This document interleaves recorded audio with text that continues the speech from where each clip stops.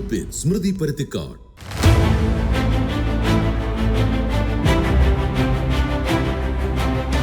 ജനുവരി 7-ാം തീയതി പൈസ തന്നു തീർക്കാനായിട്ട് ഡിവിഷൻ ബെഞ്ചിൻ്റെ ഓർഡറുണ്ട്. ആ ഓർഡർ പോലും ഇവർ ധിക്കരിച്ച് എഴുതുന്നില്ല, ശമ്പളം എഴുതുന്നില്ല. നമ്മൾ കയറി ഇറങ്ങി മടുത്തു. മന്ത്രിയുടെ ഓഫീസിൽ നിന്ന് PS നേരിട്ട് ഇവരെ വിളിച്ചു പറഞ്ഞു. അവരത് ചെയ്യില്ല. അത്ര മോശമായിട്ട് ആ രണ്ടുപേരവിടെ പെരുമാറുന്നത്. 2 ലേഡി സ്റ്റാഫാണ്. പക്ഷേ ഗവൺമെൻറ് ഓർഡറും ബാക്കിയെല്ലാം കോടതി ഓർഡറും അവർക്കൊക്കെ ഇഷ്ടമാണ്.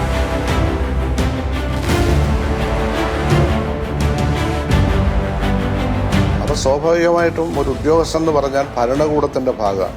അപ്പോൾ ഉദ്യോഗസ്ഥ ദുഷ്പ്രഭുത്വത്തിന്റെ തോന്നിയവാസമാണ്. അതിന് ഏത് ഉദ്യോഗസ്ഥ ലെവലിലാണോ ഇത് പാസ്സാക്കി കൊടുക്കേണ്ടത്, പാസ്സാക്കി കൊടുത്താൽ ഈ പണം ഡിസ്പേഴ്സ് ചെയ്യേണ്ടത് ആരാണോ, ഏത് ഉദ്യോഗസ്ഥനാണോ, അവരുടെ പേരിൽ സസ്പെൻഷൻ ഒന്നും പോരാ. ഇത്തരക്കാരൊന്നും സർവീസിൽ ഇരിക്കേണ്ട കാര്യമില്ല.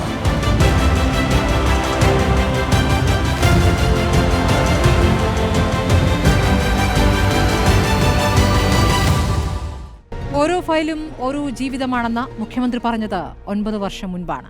അതിനുശേഷവും പല ജീവിതങ്ങളും ചുവപ്പ് നാടയിൽ തന്നെ കുടുങ്ങിക്കിടക്കുകയാണ്. ഏറ്റവും ഒടുവിൽ നാറാണമൊഴിയിലും ഒരു ജീവിതം തന്നെ നഷ്ടമായിരിക്കുന്നു. 14 വർഷത്തെ ശമ്പളം നൽകാൻ കോടതി ഉത്തരവിട്ടിട്ടും എന്തിനാണ്, ആരാണ് അവർക്ക് അർഹതപ്പെട്ടതെല്ലാം നിഷേധിച്ചത്?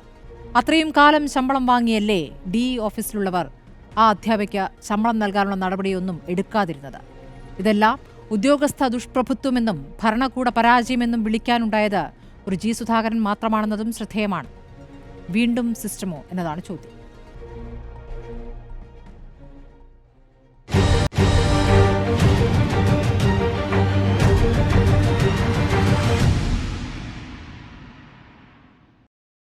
മുസ്ലിം ലീഗ് പ്രതിനിധി അഡ്വക്കേറ്റ് മുഹമ്മദ് ഷാ, റെജി ലൂക്കോസ് ഇടത് നിരീക്ഷകൻ, A. സജീവൻ രാഷ്ട്രീയ നിരീക്ഷൻ, MN കാരശ്ശേരി സാമൂഹ്യ നിരീക്ഷകൻ എന്നിവരാണ് ചർച്ചയിലുള്ളത്. അത് ഞാൻ മുഹമ്മദ് ഷായിലേക്ക് പോകുന്നു. മുഹമ്മദ് ഷാ, ഇതിപ്പോൾ ഒരു അധ്യാപികയുടെ ഭർത്താവ് ആത്മഹത്യ ചെയ്ത വാർത്ത, അതിനുള്ള പ്രതികരണം G. സുധാകരൻ മുൻ മന്ത്രിയുടെ പ്രതികരണമാണ് അതിശക്തമായൊരു പ്രതികരണമായി വന്നിരിക്കുന്നത്. പ്രതിപക്ഷം അത് എത്രത്തോളം കണ്ടു എന്നറിയില്ല. വീണ്ടും സിസ്റ്റത്തിൻ്റെ വീഴ്ചയിൽ ഒരു മരണം കൂടി എന്ന രൂപത്തിലാണോ ഇതിനെ കാണേണ്ടത്?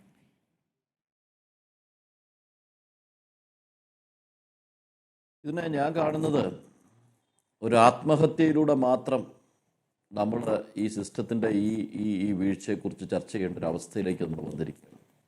അതിനൊരാളുടെ ജീവൻ പോകേണ്ടി വന്നു. ഇത് സത്യത്തിൽ ഈ സിവിൽ സർവൻസ് ആയിട്ടിരിക്കുന്ന ആളുകൾക്ക് അവരിയ്ക്കുന്നത് എൻ്റെ ശമ്പളം വാങ്ങാനും എൻ്റെ പെൻഷൻ വാങ്ങാനും എനിക്കിതിൻ്റെ ബെനിഫിറ്റ്സ് എടുക്കാൻ വേണ്ടി മാത്രം, എൻ്റെ ജീവിതോപാധി എന്നതിനപ്പുറത്തേക്ക് ആ സിവിൽ സർവൻറ്റിൻ്റെ കമ്മിറ്റ്മെൻ്റ് ഇല്ലായ്മയാണ് ഇവിടെ കാണിക്കുന്നത്. ആ പദവിയിൽ അദ്ദേഹത്തെ ഇരിച്ചിരിക്കുന്നത് ഈ മറ്റുള്ളവരുടെ ട്രാൻസാക്ഷനുമായി ബന്ധപ്പെട്ട തൻ്റെ ഉത്തരവാദിത്തങ്ങൾ പാലിക്കാനുള്ള ബോധ്യമില്ലാതെ അവരോട് തൻപോരിമ കാണിക്കുക, അല്ല തൻ്റെ മുമ്പിൽ വരുന്ന ജനങ്ങളുടെ വിഷയങ്ങളിൽ തൻപോരിമ കാണിക്കുക, അഹന്ത കാണിക്കുക, കോടതി പറഞ്ഞാലും അനുസരിക്കാതിരിക്കുക, മേലുദ്യോഗസ്ഥന്മാർ പറഞ്ഞാലും അനുസരിക്കാതിരിക്കുക, ഈ ആറ്റിറ്റ്യൂഡ് മാറണം. ഇതിപ്പോൾ ഒരു ഡിപ്പാർട്ട്മെൻറ്റിൻ്റെ പ്രശ്നമൊന്നുമല്ല കേട്ടോ, എല്ലാ ഡിപ്പാർട്ട്മെൻറ്റും നടന്നുകൊണ്ടിരിക്കുന്ന ഇതാണ്. അതായത് ഇപ്പോൾ കഴിഞ്ഞ ദിവസം ഒരു വിഷയം എൻ്റെ മുമ്പിൽ വന്നു. യൂണിവേഴ്സിറ്റിയിലൊരു ഇഷ്യൂ ആണ്. അവിടെ വിദ്യാർത്ഥികൾ റീവാലുവേഷന് പേപ്പർ കൊടുക്കുന്നു, ആപ്ലിക്കേഷൻ കൊടുക്കുന്നു, അതിനൊരു വലിയ പണം വാങ്ങും. റീവാലുവേഷൻ നടത്തിയ പേപ്പറുകൾ അവർ നോക്കുമ്പോൾ അതിലൊരു റീവാലുവേഷനെ നടത്തിയിട്ടില്ല. ഒരു കൂട്ടം ആളുകൾ അവരുടെ പേപ്പർ റീവാല്യൂ ചെയ്ത പേപ്പർ എന്നെ കൊണ്ട് കാണിച്ചു. ഒരു ലോ സബ്ജക്റ്റിലുള്ള പേപ്പർ ആയതുകൊണ്ട് എനിക്കത് വായിച്ചാൽ മനസ്സിലാവും. സുന്ദരമായിട്ട് ആ കുട്ടികൾ എഴുതിയിരിക്കുകയാണ്. ആ പേപ്പേഴ്സിലെല്ലാം ഓരോ സബ്ജക്റ്റും വൃത്തിക്ക് എഴുതിയോ, എടുത്തൊന്ന് തുറന്നു പോലും നോക്കാതെ റിജക്റ്റ് ചെയ്ത് കൊടുത്തു. അതിനവർ പരാതി കൊടുത്തു. പരാതി കൊടുത്തിട്ട് അവർ 4-5 ദിവസം കയറി ഇറങ്ങി കഴിഞ്ഞപ്പോൾ അവർ പറയണം അത് വൈസ് ചാൻസലർ കാണണം. വൈസ് ചാൻസലർമാരെല്ലാം വലിയ തർക്കത്തിൽ വലിയ പ്രശ്നത്തിൽ ഓടിക്കൊണ്ടിരിക്കുകയാണ്. അത് കണ്ടിട്ട് മാത്രമേ പരിഹരിക്കുകയുള്ളൂ. അവിടെയും ഏതെങ്കിലും കുട്ടി ആത്മഹത്യ ചെയ്യണം. കാരണം ഇവർ ഉറങ്ങുന്നുണ്ടാവില്ല. ഇവർ ഈ പ്രശ്നത്തിൻ്റെ പുറത്ത് നന്നായിട്ട് എഴുതിയ ആ പേപ്പർ വായിച്ചാൽ മനസ്സിലാവും. നന്നായിട്ട് എഴുതിയിരിക്കുന്ന പേപ്പറുകളുടെ മനഃപൂർവ്വം തൂക്കം നോക്കിയിട്ട് മാർക്കിട്ട് കൊടുത്തിരിക്കുക. ഇവർക്കൊന്നും ജോലി എടുക്കാൻ കഴിയില്ല. ഇവരിങ്ങനെ ചെയ്യുന്ന ആളുകളെ മന്ത്രി പറഞ്ഞത്, മുൻ മന്ത്രി സുധാകരൻ പറഞ്ഞത് എനിക്ക് വിയോജിപ്പുള്ള ഒറ്റ കാര്യമുള്ളൂ, ഇവരെ കൈകാര്യം ചെയ്യാൻ, ഇവരെ നിലയ്ക്ക് നിർത്താൻ കഴിയുന്ന ഒരു ഭരണ നേതൃത്വം ഉണ്ടായേ മതിയാവും. ഇപ്പോൾ സുധാകരൻ തന്നെ പറഞ്ഞു, അദ്ദേഹം 5 കൊല്ലം മന്ത്രിയായിരുന്ന കാലത്ത്, PWD മിനിസ്റ്റർ ആയിരുന്ന കാലത്ത് പാലം താഴെ വീഴാതെ നോക്കാൻ വേണ്ടിയുള്ള സൂപ്പർവിഷൻ അദ്ദേഹം നടത്തിയിട്ടുണ്ടാവും. പക്ഷെ ഇപ്പോൾ ആ സൂപ്പർവിഷൻ നടക്കുന്നില്ല എന്നാണല്ലോ അതിനർത്ഥം. എന്ന് പറഞ്ഞതുപോലെ വിദ്യാഭ്യാസ മന്ത്രി ഒരു കത്തിൻ്റെ മുകളിൽ എഴുതി വെക്കലല്ല, വിദ്യാഭ്യാസ മന്ത്രി അങ്ങനെ പറഞ്ഞിട്ടുണ്ടെങ്കിൽ പറഞ്ഞത് ലംഘിച്ചാലും ഒരു പുല്ലിവിടെ സംഭവിക്കാൻ പോകുന്നില്ല എന്നുള്ള സിവിൽ സർവൻറ്റിൻ്റെ ധാർഷ്ട്യം ഉണ്ടല്ലോ, ആ ധാർഷ്ട്യത്തിൻ്റെ അപകടമാണ് കാണിച്ചുകൊണ്ടിരിക്കുന്നത്.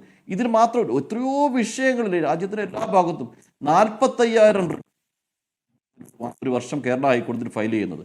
ഈ മുഴുവൻ റിട്ട് പെറ്റീഷൻസും omission from the part of civil servants അല്ലെങ്കിൽ illegality on commission of an act by the civil servant ആണ്. ഇതെല്ലാം വന്നുകൊണ്ടിരുന്നത്. എന്നിട്ടാണ് കോടതി ഇൻ്റർഫിയർ ചെയ്ത് ഡയറക്ഷൻ കൊടുക്കുന്നത്. അത് കൈകാര്യം ചെയ്യാൻ വകുപ്പ് കൈകാര്യം ചെയ്യുന്നവർക്ക് കഴിയണം, സെക്രട്ടറിക്ക് കഴിയണം, മന്ത്രിക്ക് കഴിയണം, അതിൻ്റെ താഴെയുള്ള ഉദ്യോഗസ്ഥന്മാർക്ക് കഴിയണം. ഇവർക്കെല്ലാം അവരവരുടെ കാര്യം നടത്തിക്കൊണ്ട് പോകാനാണ് ഉദ്ദേശിക്കുന്നതെങ്കിൽ ഒരു കാര്യം ബോധ്യപ്പെടുത്തണം സിവിൽ സർവൻറ്റിന്: നിങ്ങളുടെ ശമ്പളം മേടിക്കലല്ല നിങ്ങളുടെ തൊഴിൽ. നിങ്ങളുടെ തൊഴിൽ അവിടെ ഇരിക്കുന്ന പേപ്പർ, അവർക്ക് കൊടുത്ത ജോലിയും ടൈം ബാർഡായിട്ട് ടാർഗറ്റ് ബേസ്ഡ് ആയിട്ട് കംപ്ലീറ്റ് ചെയ്യാൻ കഴിയുന്നില്ലവരെ ടെർമിനേറ്റ് ചെയ്യപ്പെടണം. അതിനുള്ള സാഹചര്യം ഉണ്ടാകുന്നില്ലെങ്കിൽ ഇപ്പോൾ ഒരു സസ്പെൻഷൻ അതോടെ കഴിഞ്ഞല്ലോ. അപ്പോൾ സസ്പെൻഷൻ കഴിഞ്ഞപ്പോൾ DO പറയുകയാണ് കഴിഞ്ഞ ഫെബ്രുവരി മുതൽ അവർക്ക് ശമ്പളം കൊടുക്കുന്നുണ്ടായിരുന്നു.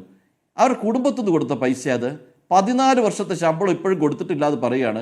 ഫെബ്രുവരി മുതൽ 6 മാസം ശമ്പളം കൊടുക്കുന്നുണ്ട്. 14 വർഷം അവർക്ക് കിട്ടിയിട്ടില്ല. അവരുടെ മകൻ അഡ്മിഷൻ മേടിക്കാൻ അവർക്ക് പണമില്ല. എന്നിട്ട് ഇവർ കുടുംബത്തിൽ കൊടുത്ത കാശ് അവർക്ക് അവകാശപ്പെടുത്ത 14 വർഷം ആ ഒരു സ്ത്രീ ജോലി എടുത്ത പണമാണ് അവർ ഓടി നടന്ന് ചോദിച്ചുകൊണ്ടിരിക്കുന്നത്. എന്നിട്ട് അവരുടെ മകൻ്റെ അഡ്മിഷനുമായി ബന്ധപ്പെട്ട് അവർക്ക് കാര്യം നടക്കുന്നില്ല എന്ന് കണ്ടപ്പോൾ ഒരച്ഛന് സഹിക്കാൻ വയ്യാതെ ചെയ്ത ഒരു കാര്യമാണിത്. എത്രയോ അച്ഛന്മാർ, എത്രയോ അമ്മമാർ ഇതിനു വേണ്ടി ബുദ്ധിമുട്ടുന്നുണ്ടാവും സ്റ്റേറ്റ് ഒട്ടുക്ക്. ഇതിനോട് ഒരു പ്രതികരിക്കേണ്ട ഒരു സിറ്റുവേഷൻ വേണ്ടേ? സത്യത്തിൽ ഈ ഒരു ചർച്ച നിങ്ങൾ എടുക്കുന്നു എന്ന് പറഞ്ഞപ്പോൾ തന്നെ ഞാൻ എൻ്റെ മനസ്സിൽ തോന്നിയ ഒരു കോൺഫിഡൻസ് എന്താണെന്ന് വെച്ചാൽ, ജനങ്ങൾ ഒരുപാട് ദുരിതം അനുഭവിക്കുന്ന ഒരുപാട് ജനങ്ങൾ ഈ സർക്കാർ ഓഫീസുകളിൽ കയറി ഇറങ്ങിയിട്ട് ബുദ്ധിമുട്ടുന്നുണ്ട്. DO ഓഫീസിലൊക്കെ ഞാൻ പറഞ്ഞുതരാം, ഇപ്പോൾ ഒരു ഓർഡർ കൊണ്ട് കൊടുത്തു, ആ ഓർഡറിൽ ഒരു റിജക്റ്റ് ചെയ്ത് കൊടുക്കാം AO, അതിൻ്റെ മുകളിൽ DO റിജക്റ്റ് ചെയ്യും, അപ്പീൽ കൊടുത്ത് റിവിഷൻ കൊടുത്ത് ഗവൺമെൻറ് വരെ പോകും. അതിനിടയ്ക്ക് 4 തവണ ഇവർ കോടതിയിൽ പോകും. ഇതൊരു 5-8 വർഷത്തെ എക്സസൈസാണ്. അത് കഴിഞ്ഞിട്ട് അവസാനം പണം കൊടുക്കാൻ പറയും, കൊടുക്കത്തില്ല. അപ്പോൾ അതിൽ കണ്ടംപ്റ്റ് കൊടുക്കും. ഇതെല്ലാം കൊടുത്ത് അവസാനം കിട്ടിക്കഴിയുമ്പോൾ അവരുടെ ആവശ്യങ്ങളെല്ലാം നിരസിച്ചിട്ട് കഴിഞ്ഞിട്ടുണ്ടാവും. ടെക്നിക്കാലിറ്റി ഉണ്ടാക്കി മുന്നോട്ട് പോവുകയാണ്. ഇതിൻ്റെ മേൽ കൺട്രോൾ ചെയ്യാൻ മന്ത്രിക്ക് കഴിയണം. ഞാൻ പറയുന്നത്, മുൻ മന്ത്രി സുധാകരൻ പറഞ്ഞൊരു വിയോജിപ്പെടാതെ മന്ത്രിയെ കുറ്റം പറയേണ്ടെന്ന് പറയുന്നൊരു കാര്യം എന്താണെന്ന് വെച്ചാൽ, മന്ത്രിയെ പേടിക്കുന്നില്ല അവർ. മന്ത്രി മുഷ്ടി ചുരുട്ടി കാണിച്ചിട്ട് കാര്യമില്ല. എവിടെയാണോ ആക്ഷൻ, എന്താണോ ആക്ഷൻ എടുക്കേണ്ടത്, ചോദ്യം ചെയ്യപ്പെടുമെന്നുള്ള ഭീതി അവർക്ക് ഭീതിയല്ല, അവർക്ക് അതിനുള്ള ബോധ്യം അവർക്ക് ഉണ്ടാക്കി കൊടുക്കണം. ആ ബോധ്യം ഉണ്ടാക്കി കൊടുക്കാൻ മന്ത്രിക്ക് കഴിയുന്നില്ല എന്നുണ്ടെങ്കിൽ ആ സിസ്റ്റത്തിൻ്റെ ഫെയിലിയറാണ്. ആ സിസ്റ്റത്തിൻ്റെ ഫെയിലിയർ ഒരു ജീവൻ എടുത്തിരിക്കുന്നു എന്നത് വേദന ഉണ്ടാക്കുന്നു. ഞാൻ പറഞ്ഞു, ഒരു മന്ത്രിയെക്കുറിച്ചല്ല പറയുന്നത്, ഏത് മന്ത്രിയായാലും ഏത് ഗവൺമെൻറ് ആയാലും അത് പാലിക്കപ്പെടേണ്ടത് തന്നെയാണെന്നുള്ള കാര്യത്തിൽ എനിക്ക് യാതൊരു തർക്കമില്ല. അഡ്വക്കേറ്റ് മുഹമ്മദ് ഷാ, പക്ഷേ പ്രതിപക്ഷം ഈ വിഷയം എത്രത്തോളം ഗൗരവത്തോടെ ഏറ്റെടുത്തിരിക്കുന്നു എന്നൊരു കാര്യമുണ്ടല്ലോ. അങ്ങിപ്പോൾ പറയുന്ന ഇത്രയും ശക്തമായൊരു പ്രതികരണം പരസ്യ പ്രതികരണമായി കണ്ടില്ല നേരത്തെ. തീർച്ചയായിട്ടും ഞാൻ ഈ ഒരു ഇഷ്യൂവിൽ പ്രതിപക്ഷം എത്രത്തോളം പ്രതികരിച്ചു എന്ന് ഞാൻ നോക്കിയിട്ടില്ല. പക്ഷേ ഞാൻ പറയുന്നത്, ഈ ഇഷ്യൂ ഒരു ജനകീയ പ്രശ്നമാണ്. 5 ലക്ഷത്തോളം വരുന്ന സിവിൽ സർവൻസ് ആണ്. നമ്മുടെ 3.5 കോടി വരുന്ന ജനങ്ങളുടെ പ്രശ്നങ്ങൾ കൈകാര്യം ചെയ്യുന്നത് അവരാണ്. അവരുടെ കയ്യിൽ നിന്ന് അവരുടെ ശമ്പളം, പേ കമ്മീഷൻ, റിവിഷന്, പെൻഷൻ്റെ കൂടുതൽ കറക്റ്റായിട്ട് അവർ ചോദിച്ച് സമരം ചെയ്ത് സെക്രട്ടേറിയറ്റ് മുമ്പിൽ നിന്ന് ബഹളം വെച്ചും അവർ മേടിച്ചെടുക്കുന്നുണ്ട്. അതിനെതിരെ പ്രതിപക്ഷം, ഞാൻ പറഞ്ഞത് ഒറ്റയടിക്കല്ല പറഞ്ഞത്, ഈ പ്രതിപക്ഷത്തുള്ള ആളുകൾ ഭരണത്തിൽ വന്നാലും ഞങ്ങൾ ഭരണത്തിൽ വന്നാലും ആര് ഭരണത്തിൽ വന്നാലും ഭരണത്തിലിരിക്കുന്ന ആളുകൾക്ക് ഇവരെ നിയന്ത്രിക്കാം. അവർക്ക് കിട്ടേണ്ട ശമ്പളം അർഹതപ്പെട്ടോ കൊടുക്കാം, തർക്കമൊന്നുമില്ല. അവർക്ക് കൊടുക്കേണ്ട പെൻഷനും കൊടുക്കാം. പക്ഷെ അവർ പണിയെടുക്കുന്നുണ്ടോ എന്ന് ഉറപ്പാക്കണം. അവർ ജനങ്ങളെ ദ്രോഹിക്കുന്നില്ല എന്ന് ഉറപ്പാക്കണം. ഇപ്പോൾ പ്രതിപക്ഷം പ്രതികരിച്ചതുകൊണ്ട് മാത്രമല്ല, ഇവരധികാരത്തിൽ വരുമ്പോഴും ആരധികാരത്തിൽ വന്നാലും അത്തരം പ്രവർത്തനം ഉണ്ടാകണമെന്ന് ഞാൻ. ശരി, റെജി ലൂക്കോസ്, ഈ ചർച്ചയിൽ പങ്കെടുക്കാൻ CPM പ്രതിനിധി ഇല്ല, അത് അങ്ങേക്ക് മനസ്സിലായല്ലോ. അങ്ങിപ്പോൾ ഇടതുപക്ഷത്തിൻ്റെ പ്രതിനിധിയായി നിൽക്കുന്നു. ഈ വിഷയം വ്യത്യസ്തമാകുന്നത്, ഇതിൽ കോടതി ഇടപെട്ടിട്ടുണ്ട്, ഇതിൽ മന്ത്രിയും ഇടപെട്ടിട്ടുണ്ട്. മന്ത്രിയും കോടതിയും ഇടപെട്ടിട്ടും ഈ കാര്യം നടപ്പാവുന്നില്ല എന്നാണ്. ശ്രീജിയുടെ മരണത്തിലേക്ക് അങ്ങനെയാണ് കാര്യങ്ങൾ പോകുന്നത്. മന്ത്രി വന്ന് ബില്ല് പാസ്സാക്കട്ടെ, മന്ത്രിയുടെ ആളല്ലേ എന്ന് പറയാൻ ധൈര്യം കാണിക്കുന്ന ഉദ്യോഗസ്ഥർ, അവരാണ് ഈ കൊല നടത്തിയിരിക്കുന്നത്. കൊല എന്ന് തന്നെ പറയേണ്ടി വരും. ഈ മരണത്തിലേക്ക് നയിച്ചത് അവരാണ്. എന്താണ് ഇപ്പോൾ നടപടി ഉണ്ടായിരിക്കുന്നത്? 3 പേരുടെ സസ്പെൻഷൻ. അതിലപ്പുറം ഒരു നടപടിയും നമ്മൾ കാണുന്നില്ല. ഇത് ആരുടെ വീഴ്ചയാണ് ആത്യന്തികമായി?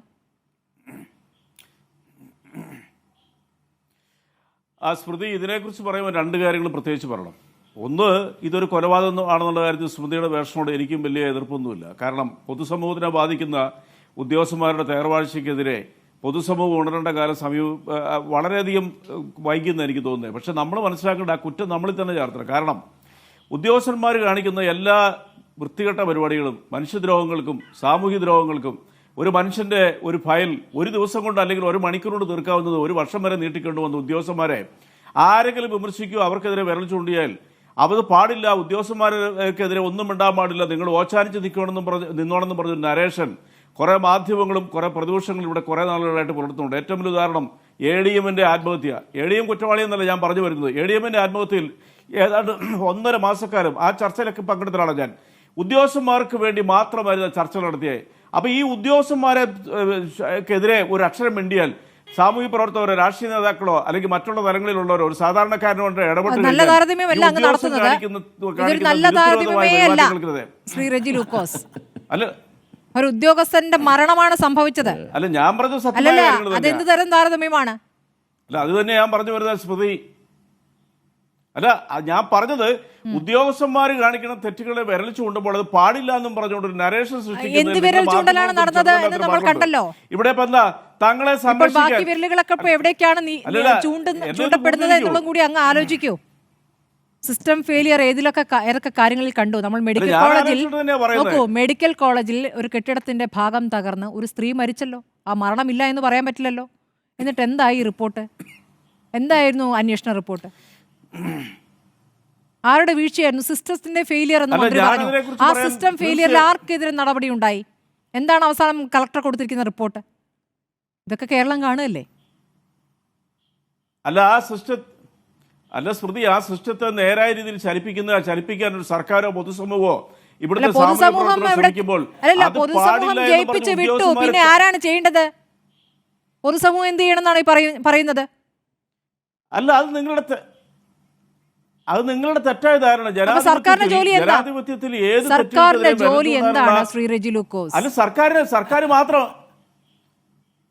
അല്ല സ്മൃതി, എന്നെ കൊണ്ട് ഒരു വാചകം പറയാനായിട്ടൊന്ന് സമ്മതിക്കും, എന്നിട്ടാട്ടെ ഇങ്ങനെ കയറി പറയാനായിട്ട്. ഒരു സർക്കാർ ഏതെല്ലാം രീതിയിൽ ചലിപ്പിച്ചാലും പൊതുസമൂഹത്തിന്റെ ഒരു അവയർനെസ് അതിനോടൊപ്പം വേണമെന്നുള്ളത് ജനാധിപത്യത്തിന്റെ ഒരു പൊതുപദമാണ്.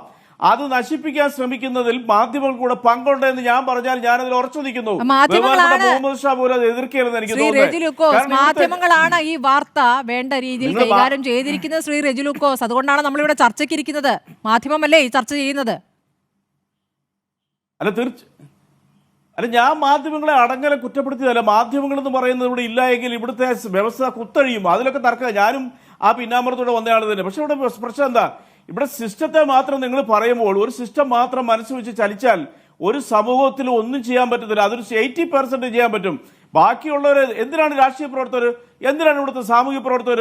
ഇപ്പൊ കുറെ നാളുകളായിട്ട് ഒരു സാമൂഹ്യ പ്രവർത്തകനോ ഒരു രാഷ്ട്രീയക്കാരനോ ഒരു പാവപ്പെട്ടവന് വേണ്ടിയിട്ട് ഫോൺ കോൾ ചെയ്യാൻ പേടിയാ. കാരണം ഈ ഉദ്യോഗസ്ഥനെ ആത്മഹത്യയിലേക്ക് പ്രേരിപ്പിച്ചു. സാമൂഹ്യ പ്രവർത്തകർ ഇടപെടേണ്ട ഉദ്യോഗസ്ഥരെല്ലാം കൂട്ട ആത്മഹത്യ ചെയ്യണമെന്ന് പറഞ്ഞ് നിങ്ങൾ എന്തെല്ലാം രീതിയിലുള്ള വക്രീകരണമുണ്ടായി വെറും രാഷ്ട്രീയത്തിന്റെ പേരിൽ. ഇപ്പൊ ഈ വിഷയത്തിൽ സിസ്റ്റത്തെ നിങ്ങൾ കുറ്റപ്പെടുത്തില്ല. ആ സ്കൂളിന് ഒരു ഉത്തരവാദിത്തമില്ലേ? അതൊരു എയ്ഡഡ് സ്കൂളാ. ആ വാർത്തയൊക്കെ നമ്മൾ വായിച്ചുകൊണ്ടിരിക്കുന്നത്. ആ സ്കൂളിന് ഉത്തരവാദിത്തമില്ലേ? 12 വർഷമായിട്ട് ഒരു പാവം ടീച്ചർ ജോലി ചെയ്തിട്ട് ഈ ഉദ്യോഗസ്ഥന്മാരുടെ അലംഭാവം കൊണ്ട് ശമ്പളം കൊടുക്കുന്നില്ല. ഹൈക്കോടതി വരെ നിർദ്ദേശിച്ചു, മന്ത്രി നിർദ്ദേശിച്ചു. ഇത് തന്നെയല്ലേ നമ്മുടെ താമരശ്ശേരിയിൽ 3 മാസങ്ങൾക്ക് മുമ്പ് ഒരു പാവം ഒരു ടീച്ചർ ആത്മഹത്യ ചെയ്യേണ്ടി വന്നത്. അപ്പൊ ഇത്തരം കാര്യങ്ങളെ കുറിച്ച് വിരൽ ചൂണ്ടുമ്പോൾ അത് ആ വിരൽ ചൂണ്ടുന്നവർക്കെതിരെ നിങ്ങൾ വിരൽ ചൂണ്ടും. ഞാൻ പറഞ്ഞ പർട്ടിക്കുലർ ആയിട്ടൊരു മാധ്യമത്തിനല്ല പറഞ്ഞത്. അതുകൊണ്ടാണ് ഞാൻ പറഞ്ഞത് ഒരു സിസ്റ്റം ശരിക്ക് ചലിക്കണമെന്നുണ്ടെങ്കിൽ സാമൂഹ്യ പ്രവർത്തകരും രാഷ്ട്രീയക്കാരും സർക്കാരും ഒരുപോലെ പ്രവർത്തിക്കണം. ഒരു ഗവൺമെന്റിനെ മാത്രം കുറ്റപ്പെടുത്തില്ല. നിങ്ങളിപ്പോൾ ഈ സർക്കാർ ആശുപത്രിയെ കുറിച്ച് പറഞ്ഞില്ല, മെഡിക്കൽ കോളേജിൽ ഒരു കെട്ടിടമൊന്നും ഇടിഞ്ഞു വീണിട്ടില്ല. അവിടെ 2 ശുചിമുറി മാത്രമേ ഉള്ളൂ. എന്റെ നാടിനെ തൊട്ടടുത്ത സാർ, ഞാൻ ആ സംഭവത്തിനടുത്ത് പോയ ആളാ. അവിടെ ശരിയാണ്, അത് സംഭവിക്കാൻ പാടില്ല. പക്ഷേ സംഭവിച്ചതിന് ശേഷം ഒരു സർക്കാരിനെ അത് ചെയ്ത പ്രവർത്തനങ്ങളിൽ അടങ്കലം വിഷയത്തിൽ നിന്ന് വ്യതിചലിച്ചുകൊണ്ട് വിമർശിക്കുമ്പോൾ നിങ്ങൾ മനസ്സിലാക്കണം, സാമൂഹ്യ പ്രവർത്തകർക്ക് പോലും ഇനി അങ്ങോട്ടൊന്നും അടുക്കാൻ പാടില്ല. നിങ്ങളാണ് നിങ്ങളുടെ വീട്ടിലിരുന്നോണം, ഞങ്ങളും അല്ലെങ്കിൽ ഈ ഉദ്യോഗസ്ഥന്മാർ ചെയ്യുന്നത് നിങ്ങൾ അനുസരിച്ചോണെന്ന് പറഞ്ഞ നരേഷൻ കേരളത്തിൽ സൃഷ്ടിച്ചിരിക്കുന്നത് രാഷ്ട്രീയ വൈരാഗ്യത്തിന് പേരില്ല. അതായി ഇപ്പൊ അനുഭവിച്ചുകൊണ്ടിരിക്കുന്ന ഒരുപാട് വിഷയങ്ങളിൽ തൊടാതെ ഈ വിഷയത്തിലൊന്ന് അങ്ങയുടെ പൂർണ്ണമായ ഒരു അഭിപ്രായം ഒന്ന് കേൾക്കണം. ഷിജോ എന്തിന് ആത്മഹത്യ ചെയ്തു? ആരാണ് ആത്മഹത്യക്ക് ഉത്തരവാദി? പൊതുസമൂഹമാണോ? തീർച്ചയായിട്ടും ഞാൻ പറഞ്ഞു പൊതുസമൂഹം എന്ത് തെറ്റിയാനായിട്ടാ? പൊതുസമൂഹത്തിനെ കൊണ്ട് എന്തെങ്കിലും കാര്യങ്ങൾ ഇടപെടാൻ നിങ്ങൾ സമ്മതിക്കുന്നില്ല. അത് തീർച്ചയായിട്ടും ആ ഉദ്യോഗസ്ഥന്മാരുടെ അലംഭാവമാണ്. അവരെ പിരിച്ചുവിടണം. ബഹുമാനപ്പെട്ട വി ശിവൻകുട്ടി അതിന് വാണിംഗ് കൊടുത്തു കഴിഞ്ഞു. സസ്പെൻഷൻ എന്ന് പറയുന്നത് ഒരു ശിക്ഷയല്ല. സസ്പെൻഷൻ എന്ന് പറയുന്നത് ഒരു സുഖവാസമാണ്. സസ്പെൻഷൻ പിൻവലിച്ചു കഴിഞ്ഞിട്ടുണ്ടെങ്കിൽ മുഴുവൻ ശമ്പളം കിട്ടും, അവർക്ക് വേറെ തൊഴിലും എടുക്കാം. അത് ബഹുമാനപ്പെട്ട മന്ത്രി പറഞ്ഞു. നമ്മുടെ നിയമം തന്നെ മാറ്റണം. ഈ ഉദ്യോഗസ്ഥന്മാർ ഇപ്പം ഇന്നൊരു വില്ലേജ് ഓഫീസറെ പിടിച്ചിട്ടുണ്ട് കൈക്കൂലി കൊടുത്ത്. അയാളൊരു 3 മാസം കഴിഞ്ഞാൽ തിരിച്ച് ജോലി പ്രവേശിക്കും. അവർക്ക് യൂണിയൻ ഉണ്ട് അവരെ സഹായിക്കാനായിട്ട്. അപ്പൊ ഇതെല്ലാം മാറ്റി ഇവർക്കെതിരെ നമ്മളൊരു പൊതുബോധം സൃഷ്ടിക്കണം. ജനങ്ങൾ വിചാരണ ചെയ്യാനെന്ന് ഞാൻ പറയുന്നില്ല, നിയമം കയ്യിലെടുക്കാൻ പാടില്ല. പക്ഷേ ഇതൊരു കൊലപാതകമാണ്. ആ പാവ മനുഷ്യൻ ശരി, സർക്കാരിന്റെ റോൾ എന്താണ്? സർക്കാരിന്റെ റോൾ എന്താണ് ഈ കേസിൽ? സർക്കാരിന്റെ റോൾ എന്താണ്? സർക്കാർ തീർച്ചയായിട്ടും സർക്കാരിന്റെ മിഷണറിക്കകത്ത് എന്തെങ്കിലും അപാധ ഉണ്ടെങ്കിൽ മന്ത്രി പറഞ്ഞ പോലെ അത് റെക്ടിഫൈ ചെയ്യണം. അത് തീർച്ചയായിട്ടും തിരുത്തപ്പെടണം. അതിന് ആർക്കാ തർക്കമുള്ളേ?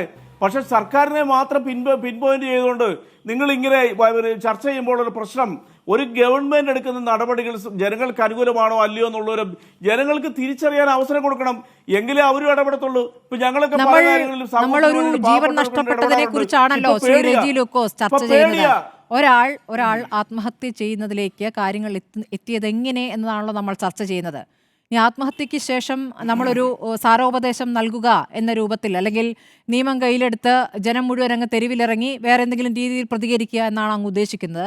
നമ്മളിവിടെ സർക്കാരിനെ ഓരോ കാലത്തും ജയിപ്പിച്ചയക്കുന്നത് മുൻ സർക്കാരുകൾ ഇപ്പൊ എല്ലാ കാലത്തും, ഒരു മിനിറ്റ് ഞാൻ പൂർത്തിയാക്കട്ടെ, മുൻ സർക്കാരുകളുടെ നടപടിയെ കുഴപ്പം പറയുകയാണെങ്കിൽ അത് തുടരാനല്ലല്ലോ അടുത്തൊരു സർക്കാരിനെ, അടുത്ത ഒരു പുതിയ ആളുകളെ തെരഞ്ഞെടുത്ത് അയക്കുന്നത്.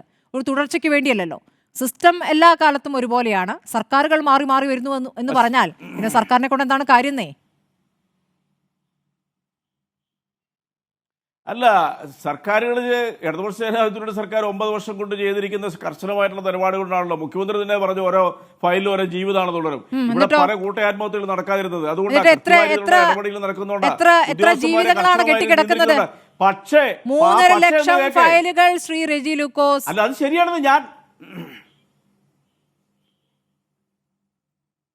തീർച്ചയായിട്ടും ഞാൻ പറഞ്ഞല്ലോ, ഞാനത് അംഗീകരിക്കുന്നതിനാണ്. ഒരു സംശയമില്ല കാര്യം. ഒരു ഉദ്യോഗസ്ഥന്റെ ഭാഗത്തൊരു വീഴ്ച കൊണ്ടൊരു മനുഷ്യന്റെ പ്രശ്നം ഉണ്ടായാൽ ആ ഉദ്യോഗസ്ഥനെ സർവീസിന് പിരിച്ചുവിടുക മാത്രമല്ല, അയാളെ ജയിലിൽ അടയ്ക്കണം എന്നുള്ള ചിന്താധികാരമാണ് ഞാൻ.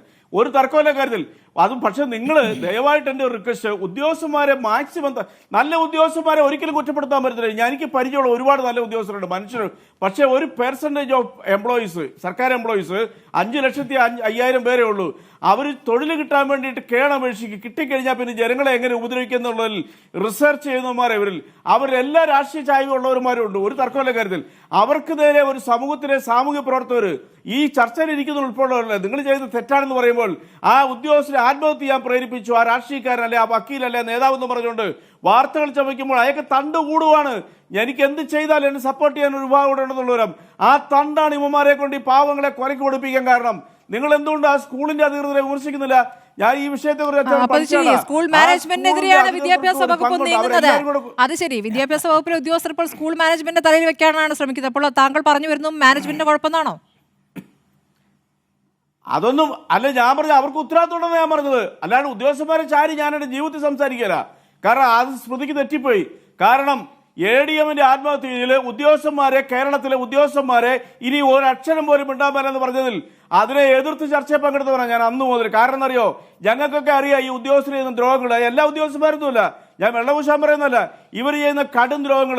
പക്ഷേ ഇവരിൽ ഒരു പിടി ആളുകൾ നല്ലവരുണ്ട്. അവർക്ക് പോലും നാണക്കേട്. ഞങ്ങളോടൊക്കെ എത്ര പേര് ഷെയർ ചെയ്യുന്നുണ്ട്, പ്രത്യേകിച്ച് ഇലക്ട്രിസിറ്റി ബോർഡിലെ ഉദ്യോഗസ്ഥന്മാർ. അവരൊക്കെ ചെയ്യുന്ന സേവനങ്ങളൊന്നും മറന്നുകൊണ്ട് വിമർശിക്കാൻ പറ്റില്ല. പക്ഷെ ഇതിനകത്തൊക്കെ ചില പുഴുക്കത്തോളുണ്ട്. നീ ശമ്പളം മേടിക്കണ്ട, ഞാൻ ശമ്പളം മേടിച്ചാൽ മതി, നീ അങ്ങനെ പൈസ കൊണ്ടുപോകണ്ട എന്നുള്ള ചിന്താഗതിയുള്ള ദുഷ്ടന്മാര് ഇതിനകത്തോണ്ട്. ഇവരെ പിരിച്ചുവിടണം. ഇവരെ അന്തരീക്ഷത്തിലേക്ക് ഇങ്ങനെ വിളിച്ചു പറയുകയാണ്. ആരോടാണ് അങ്ങ് പറയുന്നത്? അല്ല, ഞാൻ പറയുന്ന ആ നിയമം ഉണ്ടാക്കാൻ വേണ്ടിയിട്ട്. കാരണം ഇപ്പൊ നിയമത്തിന്റെ ഒരു അഭാവമാണല്ലേ? തിരിച്ചു കയറും. നിയമത്തിന്റെ അഭാവമാണോ ഇപ്പൊ പ്രശ്നം? നിയമങ്ങളില്ലേ ഇവിടെ? കോടതി 3 മാസത്തിനുള്ളിൽ കൊടുക്കാൻ പറഞ്ഞ 3 മാസത്തിനുള്ളിൽ കൊടുക്കാൻ പറഞ്ഞ കുടിശ്ശികയാണ്. എത്ര മാസങ്ങളായത് കെട്ടിക്കിടക്കുന്നു. ഇപ്പോൾ വർഷങ്ങളോളം അത് വൈകുന്നു. ഇതൊരാളുടെ കേസിലല്ല.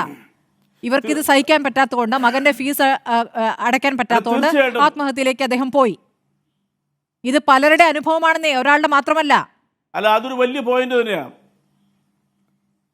അല്ല, സ്മൃതി പറഞ്ഞത് ഞാൻ അംഗീകരിച്ചുകൊണ്ട് തന്നെയാണ് ഈ ചർച്ചയിലിരിക്കുന്നത്. കോടതി ഉത്തരവ് കൊടുത്തിട്ട് അത് മാനിക്കാത്ത ഉദ്യോഗസ്ഥരെ കോടതി തന്നെ ശിക്ഷിക്കണം. അതിൽ യാതൊരു തർക്കമില്ല. ആ ഉദ്യോഗസ്ഥന്മാരുടെ ജോലിയിൽ ഒരു ദിവസം പോലും തുടരാൻ പാടില്ല. മനുഷ്യജീവനെ കവർന്നവരാ. പക്ഷെ ഒരു കാര്യം ഞാൻ പറയാം, ഇനി നാളെ ഈ ഉദ്യോഗസ്ഥന്മാർക്ക് അനുകൂലമായിട്ട് അവരുടെ കുടുംബമുണ്ട്, അവർ ചെയ്തതിനെ തന്നെ തെറ്റിരിക്കുന്നത് ഈ പറയുന്ന ആത്മഹത്യ ചെയ്തവനാണ് തെറ്റ്. ഇങ്ങനെ വളഞ്ഞ മൂക്ക് പിടിക്കാതെ പറയൂ. 3 ഉദ്യോഗസ്ഥരെ സസ്പെൻഡ് ചെയ്തിരിക്കുന്നു. 3 ഉദ്യോഗസ്ഥരെ സസ്പെൻഡ് ചെയ്തിരിക്കുന്നു. സസ്പെൻഷൻ ഒരു നടപടിയല്ല എന്ന് അങ്ങേക്കും അറിയാം അല്ലേ? ആരാണ് ഈ നടപടി എടുത്തത്? തീർച്ചയായിട്ടും ആരാണ് ഈ നടപടി എടുത്തത്? ഗവൺമെന്റ് എടുത്തു. എഡ്യൂക്കേഷൻ ഗവൺമെന്റ് എന്താ ബാക്കി നടപടി എടുക്കാൻ പറ്റാത്ത എന്താ? അല്ലാതെ സർക്കാർ എടുത്തു. എന്തെടുത്തു? 3 പേരെ സസ്പെൻഡ് ചെയ്തത് നടപടിയില്ലെന്ന് അങ്ങ് പറഞ്ഞല്ലോ. ഇവിടുത്തെ ശരിയായ നടപടിയിലേക്ക് സർക്കാർ കടക്കാത്തത് എന്തുകൊണ്ട് ശ്രീ റെജി ലൂക്കോസ്? അല്ല, സർക്കാരിന് കിടക്കണം എന്നുണ്ടെങ്കിൽ ആദ്യത്തെ പടി എന്നുള്ളതിലേക്ക് അവരെ സസ്പെൻഡ് ചെയ്തു. ഇനി അടുത്ത പടിയിലേക്ക് സർക്കാർ കിടക്കും. അത് തന്നെയല്ലേ നമ്മുടെ കിളിക്കല്ലൂർ സംഭവിച്ചത്. ആ സ്കൂളിലെ കുട്ടി മരിച്ചതുമായിട്ട് ബന്ധപ്പെട്ട് രാഷ്ട്രീയം പോലെ നോക്കാതെ മാനേജ്മെന്റിനെ പിരിച്ചുവിട്ടില്ലേ, അവർക്ക് നിയമപരമായിട്ട് സ്വീകരിച്ചില്ലേ? അത് ഈ ഗവൺമെന്റ് ചെയ്തല്ലേ? നിങ്ങൾ അതൊക്കെ മറന്നുകൊണ്ടെന്ന് സംസാരിക്കുന്നത്. സസ്പെൻഷൻ എന്ന് പറയുന്ന പ്രിലിമിനറി അതല്ലാതെ ഒരു വഴിയുമില്ലാത്ത കേസിൽ അത് ചെയ്യേണ്ടി വന്നു. പക്ഷേ നമ്മൾ വേറെ പലയിടത്തും സിസ്റ്റത്തിന്റെ കാര്യത്തിൽ എന്തൊക്കെ നടന്നു നമ്മൾ കാണുന്നുണ്ട്. അല്ലല്ല മെഡിക്കൽ കോളേജിൽ, കോട്ടയം മെഡിക്കൽ കോളേജിൽ ഒരു സ്ത്രീ മരിച്ച ശേഷം എന്താണ് സംഭവിച്ചത് നമുക്കറിയാമല്ലോ. സിസ്റ്റം ഫെയിലിയറിൽ എന്ത് നടപടി ഉണ്ടായി നമുക്കറിയാമല്ലോ. കോട്ടയം മെഡിക്കൽ കോളേജിൽ ഞാൻ ഒരു വാചകോടെ പറഞ്ഞില്ല. കോട്ടയം മെഡിക്കൽ കോളേജിൽ സംഭവിക്കാൻ പാടില്ലാത്തതാണ്. അത് ക്ലോസ് ചെയ്ത ഒരു ബ്ലോക്കാണ്. ആ ശുചിമുറിയുടെ മുമ്പിൽ കൃത്യമായിട്ടുള്ള ഇൻഡിക്കേഷൻ ഉണ്ടായത്. നിർഭാഗ്യവശാല ബിന്ദു അവിടെ പോയി, എന്റെ നാട്ടിൽ നിന്ന് തൊട്ടടുത്ത ആ സ്ഥലം, അവിടെ ചെന്നു, അവർ മരിച്ചു. വീണ്ടും ഇങ്ങനെ പറയിപ്പിക്കല്ലേ? അത് ക്ലോസ് ചെയ്താണെങ്കിൽ അവിടെ രാവിലെ കുളിക്കാൻ പോയി എന്നൊക്കെ ബാക്കിയുള്ള രോഗികളുടെ കൂട്ടിരിപ്പുകാർ പറയില്ലല്ലോ. നമ്മൾ അത് ഒരുപാട് തവണ ചർച്ച ചെയ്താണല്ലോ. അവിടെ ക്ലോസ് ചെയ്താണെന്നൊക്കെ ഒരു സങ്കല്പമാണ്. അങ്ങനെ ആയിരുന്നില്ല. ആ പരിമിതമായ സംവിധാനത്തിൽ അവിടെ പോയി കുളിയൊക്കെ കഴിഞ്ഞ് പുറത്തിറങ്ങിയ ജീവൻ രക്ഷപ്പെട്ട ആശ്വാസത്തിൽ പ്രതികരിക്കാൻ നമ്മൾ അന്ന് കണ്ടതാണല്ലോ. എന്നിട്ട് എന്താ ഈ റിപ്പോർട്ട്? ആരുടെ വീഴ്ചയാണ്? എങ്ങനെയോ ഒന്ന് വീണു, ഒരു മുറി വീണിട്ട് ഒരു സ്ത്രീ മരിച്ചു. ഒരു കുളിമുറി വീണ ഒരു സ്ത്രീ മരിച്ചു. തീർച്ചയായിട്ടും അത് ബ്ലോക്ക്. ഇത് കേൾക്കൂ, ആ ശുചിമുറി ക്ലോസ് ചെയ്യേണ്ടതായിരുന്നു. അവിടുത്തെ അതിന്റെ സെക്യൂരിറ്റിക്കാരോ ഉദ്യോഗസ്ഥരോ ആരെങ്കിലും ആണെങ്കിൽ അവരുടെ ഭാഗത്ത് കുറ്റകരമായിട്ട് അനാസ്ഥ ഉണ്ടാക്കുക സത്യമായ കാര്യങ്ങളാണ്. അതനുസരിച്ചുള്ള നടപടി സർക്കാർ സ്വീകരിച്ചുകൊണ്ടിരിക്കുകയാണ്. നിങ്ങൾ ഒന്നും മനസ്സിലാക്കേണ്ട കാര്യങ്ങൾ. ഞാൻ കിളിക്കുള്ളൂരെ ഉദാഹരണം പറയാൻ കാരണം, ഈ ഗവൺമെന്റ് അങ്ങനെ എന്തെല്ലാം രീതിയിലുള്ള നടപടി സ്വീകരിച്ചിട്ടുണ്ട്. ഉദ്യോഗസ്ഥന്മാരെ ഇപ്പോൾ പോലീസ് ഡിപ്പാർട്ട്മെന്റിൽ നിന്ന് 122 ഉദ്യോഗസ്ഥന്മാരെ ഡിവൈഎസ്പി പിരിച്ചുവിട്ടിട്ടുണ്ട് ഈ ഗവൺമെന്റ്. പക്ഷെ ഗവൺമെന്റിനോടൊപ്പം നമ്മുടെ സമൂഹവും സാമൂഹ്യ പ്രവർത്തകരും ഒപ്പം നിന്നാലേ ഈ സിസ്റ്റത്തെ നന്നാക്കാൻ പറ്റത്തുള്ളൂ. ഇവരെ താങ്ങി നിർത്തുന്ന ഒരു വിഭാഗമുണ്ട്. അവരെയാണ് ആദ്യം സമൂഹം വിരൽ ചൂണ്ടുന്നത്. ഇവരെ പോലെയുള്ള കുറ്റവാളികളെ, കുറ്റവാളികളെ, ക്രിമിനലുകളെ ഒരു കാരണവശാലും ഇനി ഉദ്യോഗത്തിൽ ഇരുത്താൻ പാടില്ല എന്നുള്ള നിയമം ആ വ്യവസ്ഥാപിതമായിട്ട് നമ്മുടെ സമൂഹത്തിൽ ഉണ്ടാകണം. അപ്പോൾ നിങ്ങൾ പറയരുത് പാവപ്പെട്ട ഉദ്യോഗസ്ഥരെ അസൂയ എന്തെങ്കിലും പ്രശ്നത്തിന് പേര് പിരിച്ചുവിട്ടു, നിങ്ങൾ ഇവർക്ക് പിന്തുണയായിട്ട് വരും. അപ്പോഴേക്കും നവീൻ ബാബു എന്ന ഉദ്യോഗസ്ഥൻ കണ്ണൂരിലേക്കൊന്നുമില്ല പോകുന്നത്. നിങ്ങൾ തന്നെ അല്ല, അങ്ങ് തുടക്കത്തിൽ പറഞ്ഞുകൊണ്ടാണ് ഞാനത് പറഞ്ഞത്. നവീൻ ബാബുവിന്റെ മരണത്തെ താങ്കൾ എങ്ങനെയാണ് താരതമ്യം ചെയ്തതെന്ന് ഇപ്പോൾ കണ്ടല്ലോ, നമ്മൾ തുടക്കത്തിൽ കണ്ടല്ലോ അങ്ങ് എന്താണ് പറഞ്ഞതെന്ന്. അതാണ് നിങ്ങളുടെ പ്രശ്നം. നിങ്ങളുടെ പ്രശ്നം അതാണ്. അതായത് ഒരു സർക്കാരിനെയോ ഒരു സിസ്റ്റത്തെയോ വിമർശിക്കാൻ വേണ്ടിയിട്ട് നിങ്ങൾ കാടടച്ച് വിമർശിക്കും. ഗവൺമെന്റിന്റെ ഭാഗത്തുനിന്ന്, സർക്കാരിന്റെ ഭാഗത്തുനിന്ന് ആ വിഷയത്തിൽ നടപടി എന്താ ഉണ്ടായത്? സംശയത്തിന്റെ പേരിലാണെങ്കിലും നിരപരാധിയായ PP ദിവ്യ ജയിലിലിട്ടില്ലേ? അവരുടെ വേണ്ടി എന്താ ഒരു ഉദ്യോഗസ്ഥനോട് അയാളുടെ പേര് പറയാതെ കണ്ട് മുഖ്യമന്ത്രി പറഞ്ഞൊരു വാക്ക് ഉദ്ധരിച്ചു. എന്താ സാധാരണക്കാരായ ജനങ്ങൾക്ക് വേണ്ടി അവർ ശബ്ദിച്ചു. അവരെ ഏതെല്ലാം രീതിയിൽ വേട്ടയാടി നിങ്ങൾ? അവിടെ എന്താ സംഭവിക്കുന്നത്? അവരെ വേട്ടയാടുന്നതോടൊപ്പം ഇവിടുത്തെ സർക്കാർ ഉദ്യോഗസ്ഥന്മാരെ നിങ്ങൾ പരിപോഷിക്കുകയോ ചെയ്തേ, അവർക്ക് സംരക്ഷണം കൊടുക്കുകയോ ചെയ്തേ. ഇവിടുത്തെ ഉദ്യോഗസ്ഥന്മാർക്ക് വരെ ഒന്നും മിണ്ടാൻ പാടില്ല. അവർ മിണ്ടിയ അവർ കൂട്ടയാത്മഹത്യ ചെയ്ത് കളയും. ഇതാണ് ഞങ്ങൾ പറഞ്ഞത്. അല്ലാതെ കണ്ട് PP ദിവ്യ തെറ്റുകാരിയോ അല്ലോ എന്നുള്ളതല്ല ഇവിടുത്തെ വിഷയം. അവർ തെറ്റ് ചെയ്തിട്ടില്ലെന്ന് വിശ്വസിക്കുന്ന ഞാൻ, ഒരു സംശയമല്ല കാര്യത്തിൽ. കാരണം സമൂഹത്തിനെ പ്രതിനിധീകരിക്കുന്നത് ചിലപ്പോൾ ഇതൊക്കെ ചോദിച്ചിരിക്കും. ഒരു ഉദ്യോഗസ്ഥൻ തെറ്റായ രീതിയിൽ പോയി കഴിഞ്ഞാൽ ഒരു രാഷ്ട്രീയ പ്രവർത്തനം പറയും നിങ്ങൾ ശരിയല്ല എന്ന് പറഞ്ഞാൽ അങ്ങനെ ചോദിക്കാൻ പാടില്ല എന്ന് പറയുന്ന ഒരു നരേഷൻ ഉണ്ടല്ലോ. അതാണ് ഈ ഉദ്യോഗസ്ഥന്മാരുടെ തണ്ടെന്ന് പറയുന്നത്, അവരുടെ അഹംഭാവം എന്ന് പറയുന്നത്. അതിനെതിരെ നിങ്ങളെപ്പോലുള്ള മാധ്യമങ്ങളും വിരൽ ചൂണ്ടാന്ന് മാത്രമാണ് ഞാൻ പറഞ്ഞത്. അല്ലാതെ കണ്ട് ആരെങ്കിലും ആത്മഹത്യ ചെയ്തതിനെ ഞാൻ വിമർശിക്കൊന്നും ഞാനോട് ചെയ്യത്തുമില്ല ഒരു കാരണവശാലും. കുടുംബം കോടതിയിൽ പോയ വാർത്ത ഇന്നലെയാണല്ലോ വന്നത് അല്ലേ? അങ്ങ് അറിഞ്ഞല്ലോ? ഞാനത് കണ്ടായിരുന്നു. അവർക്ക് അതിനുള്ള അവകാശമുണ്ട്. അവർക്ക് അതിനുള്ള അവകാശമുണ്ട്. തീർച്ചയായിട്ടും ആ പാവ മനുഷ്യന്റെ മരണത്തിൽ ഞങ്ങൾക്കൊക്കെ വേദനയുണ്ട്. അതിൽ കാര്യം എല്ലാവരും പാവങ്ങളാണ്. ചില കേസിൽ അങ്ങേക്ക് എല്ലാവരും പാവങ്ങളാണ്. പറഞ്ഞിത്രേ ഉള്ളൂ. പാവം ഉദ്യോഗസ്ഥൻ എങ്ങനെയോ ആത്മഹത്യ ചെയ്തു, പാവം രാഷ്ട്രീയക്കാരി എങ്ങനെയോ വിമർശിച്ചു. എല്ലാവരും പാവങ്ങൾ. ഡോക്ടർ എം എൻ കാരശ്ശേരി, വീണ്ടും ഒരു ആത്മഹത്യയാണ് നമ്മൾ ചർച്ച ചെയ്യുന്നത്. ആത്മഹത്യക്ക് കാരണം എന്താണ് എന്നുള്ള കാര്യം ഇപ്പോൾ വ്യക്തമായി കഴിഞ്ഞിരിക്കുകയാണ്. ഇപ്പോൾ വിദ്യാഭ്യാസ വകുപ്പ് മാനേജ്മെന്റിനെ പ്രതിക്കൂട്ടിലാക്കാനുള്ള ശ്രമങ്ങൾ നടത്തുന്നു. സ്കൂളിൽ നിന്നും രേഖകൾ നൽകിയില്ല എന്നവരിൽ നിന്ന് എഴുതി വാങ്ങുകയും ചെയ്തിരിക്കുന്നു. നിലവിൽ 3 ഉദ്യോഗസ്ഥർക്കെതിരെ സസ്പെൻഷൻ നടപടിയാണ് വന്നിരിക്കുന്നത്. ഇതങ്ങനെ തേഞ്ഞു മാഞ്ഞു പോകും. അതിലപ്പുറം എന്ത് സംഭവിക്കാൻ?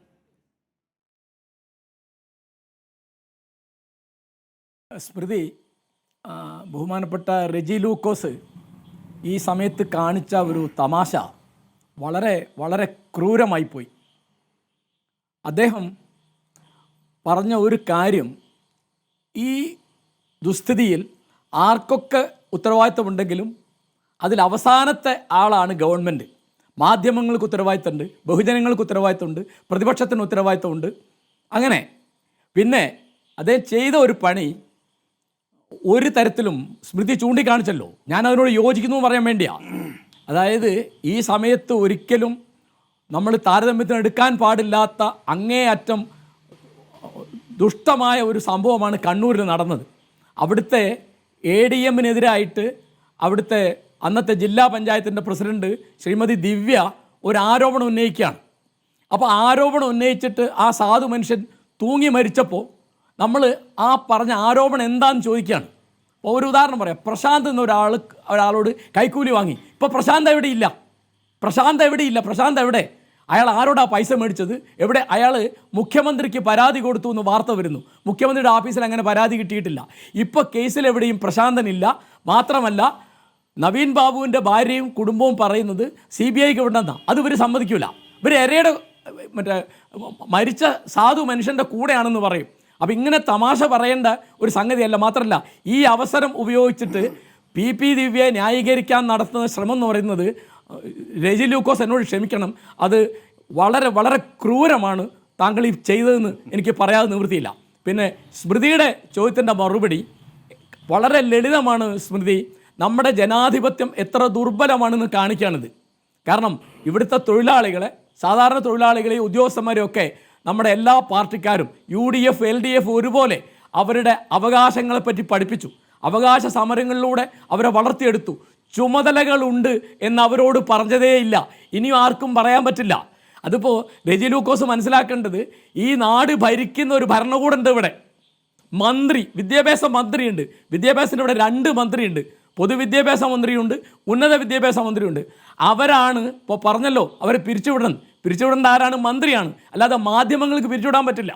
അപ്പോൾ ഇവിടെ അവകാശങ്ങൾ ചുമതല എന്നൊരു സംഗതിയില്ല. ഇപ്പോൾ വലിയ കഷ്ടമാണ്. കേരളത്തിൽ ഇപ്പോൾ എന്ത് വേണമെങ്കിലും കോടതി വേണം. ജനാധിപത്യം എന്ന് പറഞ്ഞാൽ എന്താ? ഒന്ന് നിയമനിർമ്മാണം, അതാണ് നിയമസഭ. പിന്നെ കാര്യനിർവഹണം, എക്സിക്യൂട്ടീവ്, അതാണ് ഗവൺമെൻറ്. പിന്നെ അടുത്ത സ്റ്റെപ്പാണ്, പടിയാണ് എന്ത്? നീതിന്യായം എന്ന് പറയുന്നത്. ഇപ്പോൾ എല്ലാത്തിനും കോടതിയിൽ പോകണം. KSRTC ജീവനക്കാർക്ക് ശമ്പളം കിട്ടുന്നില്ല. എന്തുകൊണ്ട് ശമ്പളം കൊടുക്കുന്നില്ല? നിങ്ങൾ ഡയറക്ടർ ബോർഡിലെ ആളുകൾ, ചെയർമാനും ബാക്കിയുള്ളവരും ശമ്പളം വാങ്ങുന്നുണ്ടെങ്കിൽ അവർക്ക് ശമ്പളം കൊടുക്കണമെന്ന് പറയാൻ കോടതി വേണം. പിന്നെ റോഡിൽ മണ്ണിടണമെന്ന് പറയാൻ കോടതി വേണം. പാലം സമയത്ത് കെട്ടണമെന്ന് പറയാൻ കോടതി വേണം. പിന്നെ ഗവൺമെൻറ് എന്താ പണി? അപ്പോൾ ഒരു ഗവൺമെൻറ് ഉണ്ട് എന്ന് തോന്നണമെങ്കിൽ ഗവൺമെൻറ് പ്രവർത്തിക്കണം. 14 കൊല്ലം ഒരു അധ്യാപികയ്ക്ക് ശമ്പളം കിട്ടിയില്ല, കോടതി ഇടപെട്ടിട്ട് പോലും കിട്ടിയില്ല എന്ന് പറഞ്ഞാൽ അത് വാസ്തവത്തിൽ കൊള്ളാവുന്ന ഏതെങ്കിലും രാജ്യത്താണെങ്കിൽ വിദ്യാഭ്യാസ മന്ത്രി രാജിവെക്കും. അത്ര നാണക്കേടുണ്ടാക്കുന്ന ഒരു കാര്യം അത്. ഇവിടെ കേരളത്തിൽ ഇപ്പോൾ എന്ത് സംഗതി നമ്മൾ ചർച്ച ചെയ്യണമെങ്കിലും നമ്മൾ ശ്രദ്ധിക്കണമെങ്കിലും മരിക്കണം. ഇപ്പോൾ സ്വന്തം മകളെ ഭർത്താവിൻ്റെ അമ്മയോ ഉപദ്രവിക്കുന്നുണ്ട്, വർഷങ്ങളായിട്ട് ഉപദ്രവിക്കുന്നുണ്ട്. അതെപ്പോഴാണ് അച്ഛനും അമ്മയ്ക്കും മനസ്സിലാവുക, അല്ലെങ്കിൽ ഏട്ടന് മനസ്സിലാവുക? അവൾ ആത്മഹത്യ ചെയ്യുമ്പോൾ. ഇവിടെ ഇപ്പോൾ ഒരു പ്രധാന ജോലിയാണ് ഈ ആത്മഹത്യ എന്ന് പറയുന്നത്. ഒരു രാഷ്ട്രീയ പ്രവർത്തനമായിരിക്കുകയാണ് ആത്മഹത്യ. ആലോചിച്ച് നോക്കൂ, എന്തൊരു കഷ്ടമാണ്. എന്നിട്ട് ഇപ്പോൾ G. സുധാകരനെ പോലെ ഒരാൾ അത്രയും പറഞ്ഞല്ലോ. ഞാൻ അദ്ദേഹത്തിന് ബഹുമാനം പറയാൻ വേണ്ടിയാണ് അത് പറയുന്നത്. കാരണം ഇതൊക്കെ സംഘടിത തൊഴിലാളി വർഗം, സംഘടിത ഉദ്യോഗസ്ഥ വൃന്ദം, അതിൻ്റെ മുമ്പിൽ ഇവിടുത്തെ UDFും LDFും BJPയും ഒരുപോലെ നിസ്സഹായമായി നിൽക്കും. മാത്രമല്ല ഇത് യൂണിയൻ കഴിഞ്ഞ് പാർട്ടി ഉണ്ടാവും. അതും കഴിഞ്ഞാൽ പിന്നെ ഇവർക്ക് ഏതെങ്കിലും ഒരു ജാതിയോ മതമോ ഉണ്ടാവും.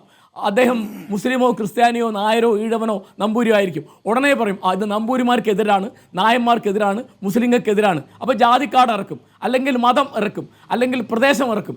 ഒന്നുമില്ല, 2 മാസം 2 ആഴ്ച കഴിയുമ്പോൾ നമ്മളിത് മറന്നുപോകും. ഇവിടുത്തെ മിക്ക കാര്യങ്ങൾ ഇപ്പോൾ നവീൻ ബാബുവിൻ്റെ കാര്യത്തിൽ ഇങ്ങനെ പറയാൻ ഒരു അവസരം റെജി ലൂക്കോസിന് ഉണ്ടായി എന്നുള്ളത് നമ്മുടെ ജനാധിപത്യം എത്ര ദുർബലമാണെന്ന് കാണിക്കുക. കള്ള ആരോപണം പറഞ്ഞ് ഒരു മനുഷ്യൻ ആത്മഹത്യനിടയാക്കിയിട്ട് അതിനെപ്പറ്റി ഒരു ഖേദം പ്രകടിപ്പിക്കേണ്ട റെജി ലൂക്കോസ്, നിങ്ങളിങ്ങനെ നിഷ്ഠുരമായിട്ട് ക്രൂരമായിട്ട് സംസാരിക്കരുത്. ഇത് കേൾക്കുമ്പോൾ ഞങ്ങൾക്ക് ആ അളവിലുള്ള ക്ഷോഭം വരുന്നുണ്ട്. ഇപ്പോൾ ഗവൺമെൻറ്റിനെ വിമർശിക്കാതിരിക്കുക, ഗവൺമെൻറ്റിന് നല്ല സർട്ടിഫിക്കറ്റ് കൊടുക്കുക, അത് നിങ്ങൾ കൊടുത്തോളൂ.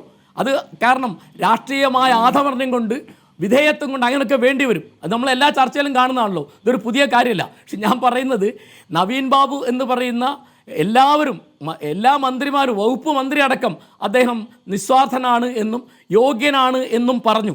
മരിച്ച ഉടനെ തന്നെ പറഞ്ഞു. സ്വന്തം വകുപ്പിലെ മന്ത്രി പറയാണ് അദ്ദേഹം വളരെ യോഗ്യനായ ആളാണ്. യോഗ്യനല്ല എന്ന് പറഞ്ഞ ആരാ? പ്രശാന്ത് പറഞ്ഞു എന്ന് PP ദിവ്യ പറഞ്ഞു. പ്രശാന്തിനെ ഇപ്പോൾ കാണാനില്ല. ഇപ്പൊ PP ദിവ്യ 2 ദിവസം ജയിലിൽ ബന്ധപ്പെട്ടും മന്ത്രി പറയാണ് കളക്ടർ കളവ് പറയുന്നു. എന്നിട്ട് ആ കളക്ടർ എത്ര കാലമായി അവിടെ തന്നെ തുടരുന്നു? അതെ, അതെന്താണെന്ന് വെച്ചാൽ അത് രാഷ്ട്രീയമായ ആന്ധ്യം കൊണ്ട് ഒരു തരത്തിലും ഒരാളെയും ശിക്ഷിക്കാനോ വിചാരണ ചെയ്യാനോ കഴിയാത്ത ദുരവസ്ഥ വന്നിട്ടുണ്ട്.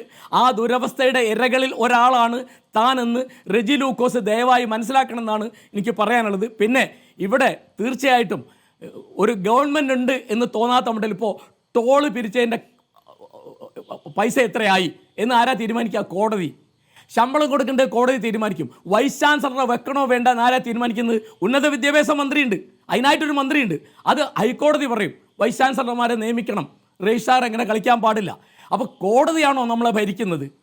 ആ കോടതിയിൽ തന്നെ എന്തുകൊണ്ടാണ് നവീൻ ബാബുവിന് നീതി കിട്ടാത്തതെന്ന് എനിക്ക് മനസ്സിലാവുന്നില്ല.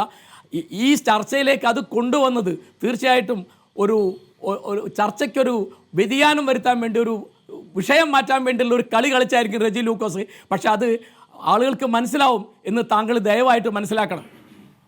ശരി, ഈ ശ്രീ സജീവൻ, ഇപ്പോൾ കയ്യടി കിട്ടാനുള്ള ഒരുപാട് കാര്യങ്ങൾ വിദ്യാഭ്യാസ വകുപ്പിൻ്റെ ഭാഗത്തുനിന്നുണ്ടാകുന്നുണ്ട്. ഇപ്പോൾ നാളെ ഇപ്പോൾ വട്ടത്തിൽ കുട്ടികളെ ഇരുത്താനുള്ള ആലോചനയിലേക്ക് പോവുകയാണ്. അതായത് ബാക്ക് ബെഞ്ചേഴ്സ് വേണ്ട, വട്ടത്തിൽ എങ്ങനെ 10-62 കുട്ടികളൊക്കെ ഉള്ള ഒരു ക്ലാസ്സിൽ എങ്ങനെയാണ് വട്ടത്തിൽ ഇരുത്താൻ പറ്റുക എന്നുള്ള ചോദ്യം അവിടെ നിൽക്കുന്നു. എത്രത്തോളം പ്രായോഗികമാണെന്ന് അറിയില്ല. നമ്മൾ ആലോചിച്ച് നോക്കുമ്പോൾ അത് ശരിയാണ്. പുറകിൽ കുട്ടികൾ ഇരുന്ന് പഠിക്കണമോ, എല്ലാവരും മുന്നിലിരുന്ന് വരട്ടെ എന്നൊക്കെ നമുക്ക് നന്നായി ആലോചിക്കാം. ഇനി ഒരു കുട്ടി ബിരിയാണി വേണമെന്നൊരാഗ്രഹം, കോഴി ബിരിയാണി എന്ന് കൊഞ്ചി പറഞ്ഞപ്പോൾ ഉടനെ നാളെ മുതൽ അത് ആ കോഴി ബിരിയാണി നിങ്ങൾ കൊടുക്കൂ എന്നൊരു ഉത്തരവായി. അപ്പോൾ ഉടനെ കയ്യടിയായി, റീൽസായി, പിന്നെ അതുമേൽ ചർച്ചയായി. കോഴി ബിരിയാണിയുടെ പൈസ ആര് കൊടുക്കും? ഇപ്പോൾ കോഴി ബിരിയാണി കൊടുക്കുന്നുണ്ടോ? അപ്പോൾ ഇങ്ങനെയാണ് ഓരോ കാര്യങ്ങളും നടക്കുന്നത്. കയ്യടി കിട്ടാൻ കുറേ കാര്യങ്ങൾ അവിടെ ചെയ്യുന്നു. അപ്പോൾ സ്കൂളിലെ വെക്കേഷൻ്റെ കാര്യം ഇപ്പോൾ മാറ്റുന്നതിനെ കുറിച്ച് ചർച്ച ആലോചിച്ചുകൊണ്ടിരിക്കുകയാണല്ലോ. മഴയത്ത് വെക്കേഷനിൽ മഴ സമയം വെക്കേഷനാക്കാം, എന്നിട്ട് വീട്ടിലിരിക്കട്ടെ കുട്ടികൾ, അത് ആ സമയത്ത് ക്ലാസ്സിൽ പോകാൻ ബുദ്ധിമുട്ടല്ലേ എന്ന രൂപത്തിലേക്കുള്ള ചർച്ചയായിട്ടുള്ളൂ. എന്നാൽ പോലും ഈ ചർച്ചകളിലേക്കൊക്കെ പോവുകയാണ്.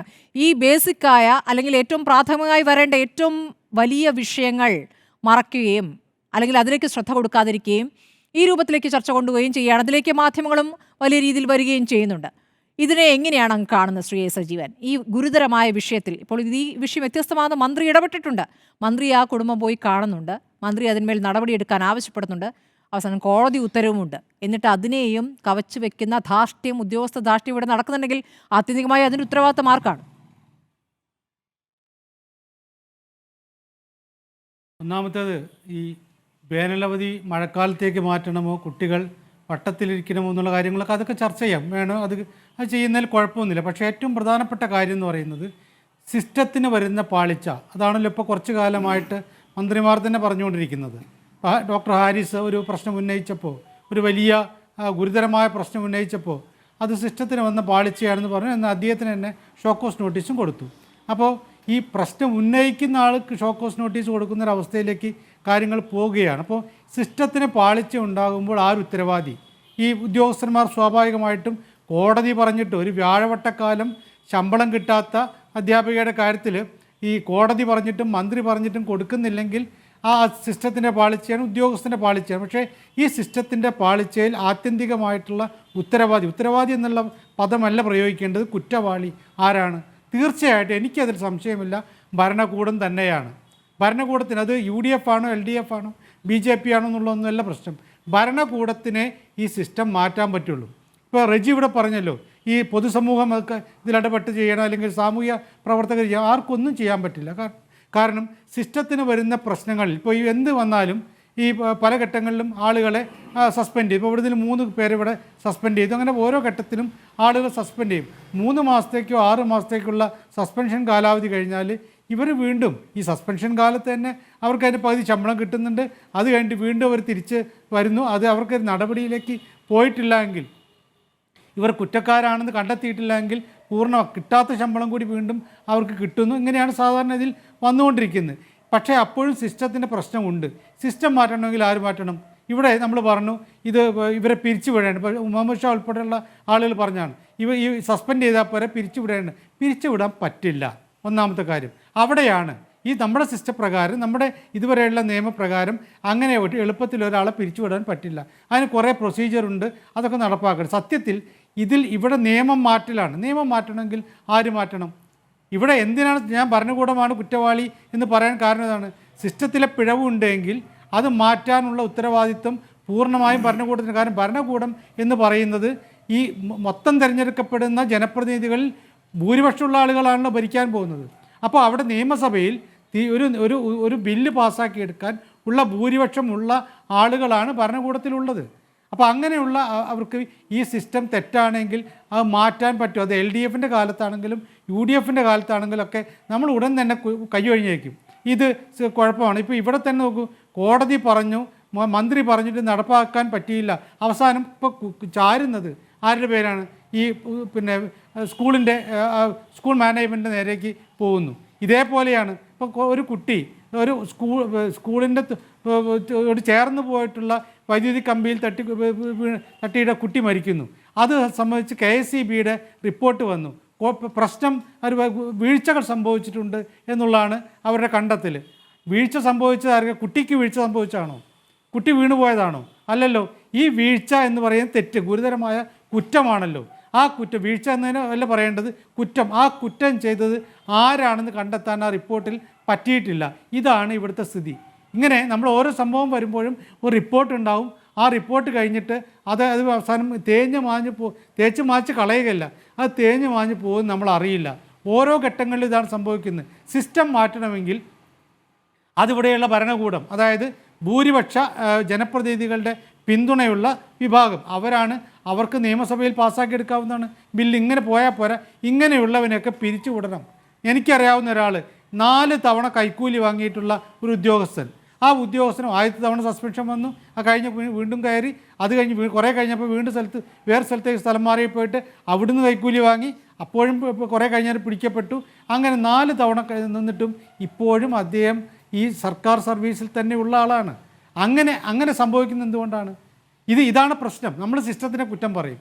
സിസ്റ്റത്തിനെ കുറ്റം പറഞ്ഞിട്ട് സിസ്റ്റത്തിൽ പ്രശ്നമുണ്ട് എന്ന് ഈ ജനപ്രതിനിധികളെ അല്ലെങ്കിൽ ഭരണകൂടത്തെ അറിയിക്കുന്ന ആളുകൾക്കെതിരെ നടപടിയെടുക്കുക. അതാണ് ഹാരിസിൻ്റെ പേരിലുണ്ടായിട്ടുള്ളത്. ഡോക്ടർ ഹാരിസ് മെഡിക്കൽ കോളേജിലുള്ള ഈ സാമഗ്രികളുടെ, ചികിത്സാ സാമഗ്രികളുടെയും ശസ്ത്രക്രിയാ ഉപകരണങ്ങളുടെയൊക്കെ അപര്യാപ്തതയെക്കുറിച്ച് അറിയിക്കുകയാണ്. അത് മന്ത്രിയുടെ PA അറിയിക്കുന്നു, ആരോഗ്യവകുപ്പ് സെക്രട്ടറി അറിയിക്കുന്നു, ഡയറക്ടർ ഓഫ് മെഡിക്കൽ എഡ്യൂക്കേഷൻ അറിയിക്കുന്നു. ഇങ്ങനെ എല്ലാം അറിയിച്ചിട്ടും നടപടിയില്ലാതെ വന്നപ്പോൾ അദ്ദേഹം ഗതികെട്ടിട്ട് സാമൂഹ്യ മാധ്യമങ്ങളിൽ, എന്നാൽ പിന്നെ ജനങ്ങളെങ്കിലും അറിയട്ടെ എന്ന് വെച്ചിട്ട് സാമൂഹ്യ മാധ്യമങ്ങളിൽ അതിനെക്കുറിച്ച് പറഞ്ഞപ്പോഴേക്ക് ഇപ്പോഴെന്താണ് അവസാനം സംഭവിച്ച് സിസ്റ്റത്തിനാണ് കുഴപ്പം, ഡോക്ടർ പറഞ്ഞാൽ തെറ്റില്ല എന്ന് അപ്പം മന്ത്രി പറഞ്ഞു. ഇതിനെക്കുറിച്ച് അന്വേഷിക്കാൻ നിയോഗിക്കപ്പെട്ട സമിതിയും പറഞ്ഞു ഡോക്ടർ പറഞ്ഞതൊക്കെ ശരിയാണ്, ഇവിടെ കുഴപ്പം സംഭവിച്ചിട്ട് സിസ്റ്റത്തിനാണ്. എന്നിട്ടോ അദ്ദേഹത്തിന് ഇപ്പോൾ വിശദീകരണം എന്നല്ല പറയേണ്ടത്, കാരണം കാണിക്കൽ നോട്ടീസ്. അത് സിസ്റ്റമാണല്ലോ സജീവൻ, അത് ആ സിസ്റ്റത്തിലൂടെ തന്നെ പോവുകയുള്ളൂ. കാരണം കാണിക്കൽ നോട്ടീസ് ഒന്നും മാറ്റിവെക്കാൻ പറ്റില്ല, അത് അങ്ങനെ കൃത്യമായിട്ട് പോകണമെന്നേ. അതെ, ഓപ്പറേഷൻ മുടങ്ങിയാൽ അതാണ് പറഞ്ഞത്. ആ സിസ്റ്റം അങ്ങനെ ഈ സിസ്റ്റത്തിനുള്ള ആണ് തകരാറ് എങ്കിൽ അത് മാറ്റേണ്ടവർ വേറെ ആരുമില്ല. ഇപ്പം ഞാൻ വിചാരിച്ചാൽ മാറുമോ? എൻ്റെ അടുത്ത് ഒരാൾ ഉദ്യോഗസ്ഥൻ കൈക്കൂലി ചോദിച്ചാൽ എനിക്ക് ഏറി വന്നാൽ ചെയ്യാൻ പറ്റുന്നത് വിജിലൻസ് പരാതിപ്പെടുക, എന്നിട്ട് അയാൾ പിടിപ്പിക്കാൻ നോക്കുക എന്നുള്ളതേ ഉള്ളൂ. അത് എത്ര പേർക്ക് പറ്റും? ഓരോ തവണയും ഇങ്ങനെ പോയി കഴിഞ്ഞാൽ ഒരു മനുഷ്യൻ്റെ ആയുസ്സിൽ അല്ലെങ്കിൽ ജീവിതകാലത്ത് ഒരു 10-100 തവണ ഇതൊരു വിജിലൻസ് പരാതി കൊടുക്കാൻ സമയമുണ്ടല്ലോ. 100 എന്ന് മിനിമം ആയിരിക്കും. ഇവിടെ ഇതൊക്കെ മാറ്റണം. ഈ പ്രശ്നങ്ങളൊക്കെ ഉണ്ട് എന്ന് മനസ്സിലാക്കിയിട്ട് നടപടിയെടുക്കുന്നില്ല. നമ്മളിവിടെ നോക്കൂ, ഒരു നിയമവിരുദ്ധമായിട്ട് കോടതിയുടെ ഉത്തരവ് പ്രകാരമാണ് ശബരിമലയിലേക്ക് ഈ ട്രാക്ടറിൽ പോകാൻ പാടില്ല, ആരും അതിൽ കയറാൻ പാടില്ല, ഡ്രൈവറല്ലാതെ ഈ സാധനങ്ങൾ കൊണ്ടുപോകാനല്ലാതെ ഉപയോഗിക്കാൻ പാടില്ല പറഞ്ഞു. നമ്മൾ ആരെങ്കിലാണ് ഞാൻ കയറിയിട്ട് അങ്ങനെ പോകുന്നു, എനിക്ക് തീരെ നടക്കാൻ വയ്യാത്തത് കൊണ്ട് ഞാൻ അതിൽ തൂങ്ങിപ്പിടിച്ച് പോയാൽ എന്നെ വെറുതെ വിടുമോ? എനിക്കൊരു ഒരു ഒരു ഓമന ഉപദേശം തന്നിട്ട് വിടുമോ? ഇവിടെയുള്ള പോലീസിൻ്റെ ഏറ്റവും ഉന്നതമായ സ്ഥാനത്തിരിക്കുന്നവരൊരാൾ അജിത് കുമാർ ഇത് ചെയ്തപ്പോൾ എന്താ ഉണ്ടായിട്ടുള്ളത്? DGP അദ്ദേഹത്തോട് ഇനി ഇങ്ങനെയൊന്നും ഉണ്ടാവരുത് മോനെ എന്ന് പറഞ്ഞു. ഡ്രൈവറെ മാത്രം പ്രതി ചേർത്താണ് എഫ്ഐആർ ഇട്ടത്. കോടതിയിൽ നിന്ന് നല്ല കണക്കിന് കിട്ടിയപ്പോഴാണ് പോലീസ് മാറ്റേണ്ടി വന്നത്. അതാ പറഞ്ഞത്. ഇത് നോക്കൂ, ഈ കയറിയ ഈ പോലീസിൻ്റെ ADGPക്ക് ഒരു പ്രശ്നവുമില്ല. അദ്ദേഹം പറഞ്ഞാൽ ഈ ഡ്രൈവർ അദ്ദേഹത്തെ പറയുമ്പം തന്നെ മൂത്രമൊഴിച്ചു പോകും. അങ്ങനെയുള്ള ഒരു അവസ്ഥയിൽ അയാൾ കയറ്റി കഴിഞ്ഞാൽ അയാൾക്കതിന് നടപടിയെടുക്കും. ഇതാണ് നമ്മുടെ സിസ്റ്റം. ഈ സിസ്റ്റം മാറ്റുന്നതിന് പകരം ഇദ്ദേഹത്തിന് ഒരു തഴുകൽ കൊടുത്തിട്ട് ഇനി അങ്ങനെ ചെയ്യരുത് എന്ന് പറയുന്ന ഒരവസ്ഥയാണോ വേണ്ടത്? അപ്പം നമ്മുടെ സിസ്റ്റം എന്ന് പറയുന്നത് ഇത് മാറ്റണമെന്ന് തോന്നേണ്ടത് നമുക്കൊന്നല്ല, നമുക്കൊക്കെ തോന്നും. പിന്നെ സർക്കാർ എന്തിനാ എന്നുള്ള ചോദ്യമുണ്ട്. എല്ലാം തീരുമാനിക്കാൻ കോടതി ഉണ്ടല്ലോ. കോടതി കണ്ണുരുട്ടുമ്പോൾ അല്ലെങ്കിൽ കോടതി നടപടിയെടുക്കാൻ ആവശ്യപ്പെടുമ്പോൾ നടപടിയിലേക്ക് പോവുക. അങ്ങനെയാണെങ്കിൽ എന്തിനാണ് സർക്കാർ എന്നുള്ള ചോദ്യമുണ്ടല്ലോ. അഡ്വക്കേറ്റ് മുഹമ്മദ് ഷാ, ആത്യന്തികമായി ഇത്തരം സംഭവങ്ങൾ ആവർത്തിക്കാതിരിക്കാൻ എന്ത് നടപടി? അതിന് പ്രതിപക്ഷത്തിന് എന്തെങ്കിലും നിർദ്ദേശങ്ങൾ മുന്നോട്ട് വെക്കാനുണ്ടോ? അങ്ങനെ നിർദ്ദേശങ്ങൾ മുന്നോട്ട് വെക്കാനുണ്ടെങ്കിൽ തന്നെ ആത്യന്തികമായി ഇതിൽ ശക്തമായൊരു പ്രതികരണം വരേണ്ടിയിരുന്നു, ഒരു പ്രതിഷേധം വരേണ്ടിയിരുന്നു. അങ്ങനെയൊന്നും കേട്ടില്ല. ഒരു നിസ്സംഗത എല്ലാ കാര്യങ്ങളിലും പൊതുവെ ബാധിച്ചിരിക്കുന്നു. ചില വിഷയങ്ങളിൽ മാത്രം പ്രതികരിക്കുമെന്ന്, രാഷ്ട്രീയ വിഷയങ്ങളാണെങ്കിൽ അതിൽ മാത്രം പ്രതികരിക്കുമെന്ന രൂപത്തിലേക്ക് പ്രതിപക്ഷം മാറുകയാണോ എന്ന സംശയമുണ്ട്. ഇല്ല, അത് സ്മൃതി അങ്ങനെ പറയാൻ ഒരു കാര്യമില്ല. കാരണം ജനകീയ വിഷയങ്ങളെല്ലാം തന്നെ പ്രതിപക്ഷം അത് ടേക്കപ്പ് ചെയ്യുന്നുണ്ട്. ഇപ്പോൾ ഏറ്റവും പ്രധാനപ്പെട്ട വിഷയം ഈ പറഞ്ഞ ആയമാരുടെ വിഷയത്തിൽ, അവരുടെ സമരങ്ങളുമായി ബന്ധപ്പെട്ട വിഷയങ്ങൾ, ഇതുവരെ നടന്ന എല്ലാ ജനകീയ വിഷയങ്ങളും പ്രതിപക്ഷം ഇടപെട്ട് വരുന്നുണ്ട്. ഇപ്പോൾ സംഭവിച്ചിരിക്കുന്നത് ഒരു സസ്പെൻഷൻ കൊണ്ട് അവർ ഒതുക്കുന്ന രീതിയിൽ ഇതിൻ്റെ പ്രശ്നം എന്താണെന്നറിയോ? നിയമനിർമ്മാണങ്ങൾ നടത്തേണ്ടതുണ്ട്, നടപടി സ്വീകരിക്കുന്നത്. ഈ നടപടി സ്വീകരിക്കാനുള്ള നിയമനിർമ്മാണം നടത്തുമ്പോൾ അതിൻ്റെ ദുരുപയോഗമൊന്നും ഉണ്ടാകാൻ പാടില്ല, ബാലൻസ് ചെയ്ത് തന്നെ ചെയ്യണമെന്ന് തർക്കമൊന്നുമില്ല. പ്രശ്നം അവിടെയല്ല. യഥാർത്ഥ പ്രശ്നം ഈ നിലവിലുള്ള ഈ 9 വർഷമായിട്ട് നടന്നുകൊണ്ടിരിക്കുന്ന സംവിധാനത്തിൽ ഗവൺമെൻറ് ഇവരുടെ, അതായത് കോമ്പീറ്റൻ്റ് ആയ മിനിസ്റ്റേഴ്സ് ഉണ്ടാകണം. കോമ്പീറ്റൻ്റ് ആയ സംവിധാനം ഇതിനെ കൺട്രോൾ ചെയ്യാൻ ഉണ്ടായാൽ ഇതിന് തടസ്സമുണ്ടാകും. അപ്പോൾ മിനിസ്റ്റേഴ്സിന് തന്നെ ധാർഷ്ട്യം. ഉദാഹരണത്തിന് നേരത്തെ പറഞ്ഞതുപോലെ ഡോക്ടർ ഹാരിസിനെ കുറിച്ച് പറഞ്ഞത്, ഇതേ സിവിൽ സർവൻറ്റിൻ്റെ ആറ്റിറ്റ്യൂഡാണ് മിനിസ്റ്ററും കാണിക്കുന്നത്. അദ്ദേഹത്തോടുള്ള വാശി തീർക്കുകയാണ്, ഡോക്ടർ ഹാരിസിനോടുള്ള വാശി തീർക്കുകയാണ്. ഇത്തരം ആറ്റിറ്റ്യൂഡ് മാറുകയും വേണം. എന്നാൽ ഫെയർനെസ് ഇവിടെ നടക്കണമെന്ന് ഉറപ്പാക്കുന്ന തരത്തിലുള്ള ഇടപെടലുകളും ഉണ്ടാകണം. ഇപ്പോൾ ഞാൻ പറഞ്ഞത് മന്ത്രി അതിനകത്ത് ഇടപെടും, പ്രശ്നത്തിലേക്ക് പോകും, ജനങ്ങളെ ബാധിക്കുന്ന വിഷയം വന്നാൽ ഇടപെടൽ ഉണ്ടാകും എന്നുള്ളൊരു ഭീതി അല്ലെങ്കിൽ ആ ഒരു തോന്നൽ സിവിൽ സർവൻറ്റിന് ഉണ്ടാകണം. നേരത്തെ ദിവ്യയുടെ കാര്യം പറഞ്ഞൊരു കാര്യം കൂടെ ഞാൻ പറയുകയാണ്. ദിവ്യയുടെ വിഷയത്തിൽ പറയുന്ന അവർ പോയിൻ്റ് ഔട്ട് ചെയ്ത ഇഷ്യൂ എന്തായിരുന്നു? അവർ പറഞ്ഞ ഒരു കാര്യം നടന്നോ ഇല്ലയോ, അതിൻ്റെ പേരിൽ എങ്ങനെ ഉണ്ടാക്കുന്ന ഒരു പ്രശ്നമാണ് നടക്കുന്നത്. ഞാൻ പറയുന്നത് അതല്ല, പാർട്ടി തീരുമാനിച്ച കാര്യം നടപ്പാക്കിയില്ല, അവനെ പിരിച്ചുവിടുക, അവനെ സ്ഥലം മാറ്റുക, അതൊന്നും അല്ല വേണ്ടേ. ജനങ്ങൾക്ക് സേവനം ലഭിക്കുന്നില്ല എന്ന വിഷയം വരുമ്പോൾ അതൊരു പൊളിറ്റിക്കൽ ആക്ഷൻ തന്നെയാണ്. അങ്ങനെ ഇടപെടുമ്പോൾ മാത്രമേ ജനങ്ങളുടെ ഇടയിൽ അംഗീകാരം കിട്ടുകയുള്ളൂ. കാരണം ജനങ്ങൾക്ക് വേറെ ഒന്നും അംഗീകാരം കിട്ടാൻ വേണ്ടിയുള്ള ഉത്തരവാദിത്തമാണ് ഒരു ജനപ്രതിനിധിയെ സംബന്ധിച്ച്, ഒരു MLA സംബന്ധിച്ച്, ഒരു പഞ്ചായത്ത് മെമ്പറെ സംബന്ധിച്ച്, പഞ്ചായത്ത് പ്രസിഡന്റിനെ സംബന്ധിച്ച് അവരുടെ ഉത്തരവാദിത്തമാണ്. ആ ഉത്തരവാദിത്തം പാലിക്കപ്പെടുന്നില്ല. പ്രത്യേകിച്ച് ഭരണകക്ഷിയുടെ ആളുകളാകുമ്പോൾ അത് നടപ്പാക്കുന്നില്ലെങ്കിൽ അപ്പോൾ തന്നെ മന്ത്രിയെ വിളിച്ചറിയിക്കാനും വേറെ ഘടകങ്ങളെ അറിയിച്ചുകൊണ്ട് നടപടി സ്വീകരിക്കപ്പെടുമെന്നുള്ള ഒരു തോന്നലുണ്ടാകണം. അത് ജനകീയ വിഷയത്തിലാകണം. അല്ലാതെ എൻ്റെ രാഷ്ട്രീയ പാർട്ടിയുടെ താല്പര്യത്തിൽ നിന്നില്ല എന്നുള്ളതല്ല വിഷയം. മറ്റൊരു വിഷയം കൂടെ പറയാതിരിക്കാൻ എനിക്ക് നിവൃത്തിയില്ല. സുധാകരൻ പറഞ്ഞതിനകത്ത് വേറൊന്ന്, മാവേലിക്കരയിലെ പാലം വീണ വിഷയം കൂടെ അദ്ദേഹം പറഞ്ഞു. ഞാൻ പറഞ്ഞത് അവിടെ ഒരു പാലത്തിൻ്റെ ഗഡർ വീണ് 2 പേരും മരിച്ചു. അപ്പോൾ ആ ഒരു ഇൻസിഡൻറ്റിൻ്റെ ഗ്രാവിറ്റി എന്താണെന്ന് അറിയാമല്ലോ. എന്നിട്ട് അദ്ദേഹം പറഞ്ഞു, ഞാൻ ഒരു മന്ത്രിയെ 2 മാസം ജയിലിലിട്ട ആളാണ് എന്ന് ഞാൻ പറയും. അപ്പോൾ അദ്ദേഹം ഒരു മന്ത്രിയെ ജയിലിലിട്ടു. അവിടെ ഉണ്ടായിരുന്ന തർക്കം എന്താണെന്ന് വെച്ചാൽ പാലാരിവട്ടം പാലത്തിന് ബലക്കുറവുണ്ടായിരുന്നു എന്നതിൻ്റെ പേരിൽ ഒരന്വേഷണം നടത്തിയതിനു ശേഷം ക്രൈം ഇട്ടിട്ട് അത് മന്ത്രിയിൽ വരെ എത്തിച്ചു. ആയിക്കോട്ടെ, മന്ത്രിയിൽ വരെ എത്തിക്കുന്ന അദ്ദേഹത്തിന് സുഖമില്ലാത്ത സമയത്ത് അദ്ദേഹത്തെ അറസ്റ്റ് ചെയ്തു. അഴിമതി, അതെ, അങ്ങനെ ചെയ്തു. അങ്ങനെയെങ്കിൽ ഞാൻ പറയട്ടെ, ഇവിടെ നടന്നതിന് മന്ത്രിയിലെത്തിക്കുന്നതിന് പോട്ടെ, മന്ത്രിയുടെ പേര് പറയാനുള്ള ധൈര്യം ആ പാർട്ടിയിൽ ആർക്കെങ്കിലും ഉണ്ടോ? ആ മന്ത്രിക്കെതിരെ നടപടി സ്വീകരിച്ച ഗവൺമെന്റ് ആണല്ലോ. ഒരു അഴിമതി എന്നൊരു ആരോപണം ഇക്കാര്യത്തിൽ പ്രതിപക്ഷത്തിനുണ്ട് എന്ന ചോദ്യം തിരിച്ചുകൊണ്ട് ശ്രീ മുഹമ്മദ് ഷാ, നിങ്ങളൊരു അന്വേഷണം നടത്തണമല്ലോ. അതല്ല ഞാൻ പറയട്ടെ, പ്രതിപക്ഷത്തിനും മീഡിയയ്ക്കും ഒന്നും ക്രൈം രജിസ്റ്റർ ചെയ്യാനുള്ള ചുമതലയില്ല. അതിൻ്റെ ചുമതലയും ഉത്തരവാദിത്വവും പബ്ലിക് അഡ്മിനിസ്ട്രേഷനിൽ ഇരിക്കുന്ന ആളുകൾക്കാണ്. അവരുടെ ഉത്തരവാദിത്വം, രണ്ടാളുകളും മരിച്ചതിന് ശേഷം ഉറങ്ങിക്കിടക്കരുത്, നടപടി സ്വീകരിക്കണം. ഇതിനെന്താണ് അഴിമതി നടന്നിരിക്കുന്നത് നോക്കണം. അതിൻ്റെ പേരിൽ മന്ത്രിയെങ്കിൽ മന്ത്രി, സെക്രട്ടറി എങ്കിൽ സെക്രട്ടറി, അതിലേക്ക് എത്തിക്കാൻ കഴിയണം. മന്ത്രി ഇന്നയാളായതുകൊണ്ട് പറയാൻ പാടില്ല, വാ മൂടിക്കെട്ടി ഇരുന്നോണം. ആ ലോക്കൽ MLA ആരാണ്, അവർ ടേക്കപ്പ് ചെയ്യണം. അവിടുത്തെ ജനങ്ങൾ പ്രശ്നങ്ങൾ അവർ ടേക്കപ്പ് ചെയ്യണം. ആ ടേക്കപ്പ് ചെയ്ത്, കാരണം ഇദ്ദേഹം തന്നെ പറഞ്ഞു, ജി സുധാകരൻ തന്നെ പറഞ്ഞു, ഞാൻ എന്നിട്ട് മന്ത്രിയെ 2 മാസം അകത്തിട്ടില്ലേ എന്ന് ചോദിച്ചു. അതിനർത്ഥം എന്താ? ഈ മന്ത്രിയെ അകത്തിടണ്ടേ? അല്ല, ഈ മന്ത്രിക്കെതിരെ ഉണ്ടോന്നോ? അകത്തിടാനൊന്നും ഞങ്ങൾ പറയില്ല. ഞങ്ങൾ പറയുന്നത് അദ്ദേഹത്തിനെതിരെ കുറ്റകൃത്യമുണ്ടെങ്കിൽ അദ്ദേഹത്തിന് സൂപ്പർവൈസറി ലാപ്സ് എന്ന് പറഞ്ഞു. എന്നിട്ട് അദ്ദേഹം പറഞ്ഞൊരു വാക്കാണ്, ജി സുധാകരൻ പറഞ്ഞ വാക്ക് ഇതാണ്: ഞാനിരുന്ന 5 വർഷത്തിൽ ഇങ്ങനെ ഒരു പാലവും വീണിട്ടില്ല എന്ന്. അതായത് ഞാൻ മാറിയതിനു ശേഷമുള്ള ഈ കഴിഞ്ഞ 4 വർഷത്തിനിടയിൽ ഒരുപാട് പാലങ്ങൾ വീണിട്ടുണ്ട്. അത് മന്ത്രിയുടെ കഴിവുകളാണെന്നാണ് പറഞ്ഞതിനർത്ഥം, അല്ല മന്ത്രിയുടെ സൂപ്പർവൈസറി ലാപ്സ് ആണെന്ന് അതിനർത്ഥം. അതിനുവേണ്ടി നടപടികളുമായിട്ട് മുന്നോട്ട് പോകണ്ടേ?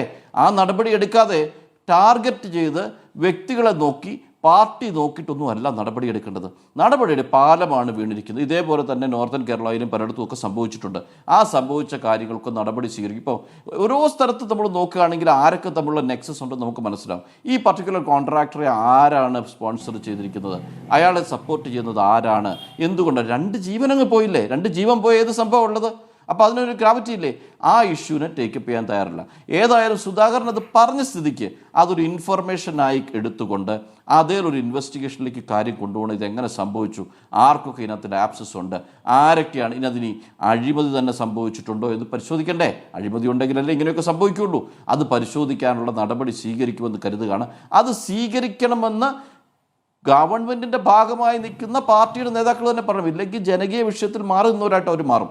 അതുകൊണ്ട് ഒരു പ്രതിപക്ഷം ടേക്കപ്പ് ചെയ്യാനുള്ള വിഷയങ്ങളൊക്കെ പ്രതിപക്ഷം ടേക്കപ്പ് ചെയ്തുകൊണ്ടേയിരിക്കുന്നുണ്ട്. ഓരോ ദിവസവും ഓരോ വിഷയത്തിലും പ്രതികരിച്ചുകൊണ്ടിരിക്കുന്നുണ്ട്. ഇനി പ്രതിപക്ഷം പറയാത്തതിൻ്റെ പേരിൽ, പ്രതിപക്ഷം പറഞ്ഞാൽ മാത്രമേ ഞങ്ങൾ ക്രൈം നടന്നിട്ടുണ്ടോ എന്ന് നോക്കുള്ളൂ, ഞങ്ങൾ ഭരണപക്ഷക്കാർ ക്രൈം ഇല്ല എന്ന് പറയാൻ വേണ്ടി ഇരിക്കുന്നവരാണ് എന്നുള്ള ധാരണ ഉണ്ടാക്കിയിട്ട് കാര്യമില്ല. ശരി, ശ്രീ റെജി ലൂക്കോസ്, നേരത്തെ മുഹമ്മദ് ഷാ പറഞ്ഞത് അങ്ങേക്ക് മറുപടി നൽകാം. ഞാൻ ഒരു മന്ത്രിയെ ജയിലിൽ അടപ്പിച്ചിട്ടുണ്ട് എന്ന് പറയുന്നതിൻ്റെ അർത്ഥം അത് നിങ്ങൾക്ക് സാധിക്കുന്നില്ല എന്നൊരു രൂപത്തിലും കാണാമെന്നുള്ളതാണ്. അല്ല, എനിക്ക് ബഹുമാനപ്പെട്ട മുഹമ്മദ് ഷാ ഞാൻ പറഞ്ഞ പല നിലപാടുകളോടും ഭാഗികമായിട്ടല്ല യോജിച്ചതിൽ ഞാൻ സ്വാഗതം ചെയ്യണം. അദ്ദേഹം ഉദ്യോഗസ്ഥന്മാരെ കുറിച്ച് പറഞ്ഞത് അത് തന്നെയായിരുന്നു എൻ്റെ നിലപാടും. അതിലേക്ക് വരുന്നതിന് മുമ്പ് ആദരണീയനായ നമ്മുടെ കാരശ്ശേരി മാഷ് പറഞ്ഞതിനെക്കുറിച്ച് എനിക്കൊന്ന് പ്രതികരിക്കണം. കാരണം അദ്ദേഹം പറഞ്ഞതിനെ പ്രതികരിച്ചില്ല ഈ ചർച്ച പൂർണ്ണമാകത്തില്ല. അദ്ദേഹം ഞാൻ പറഞ്ഞത് എന്താണെന്ന് മനസ്സിലാക്കിക്കൊണ്ട് തന്നെയാണ് മറുപടി പറഞ്ഞത്. ഇവിടെ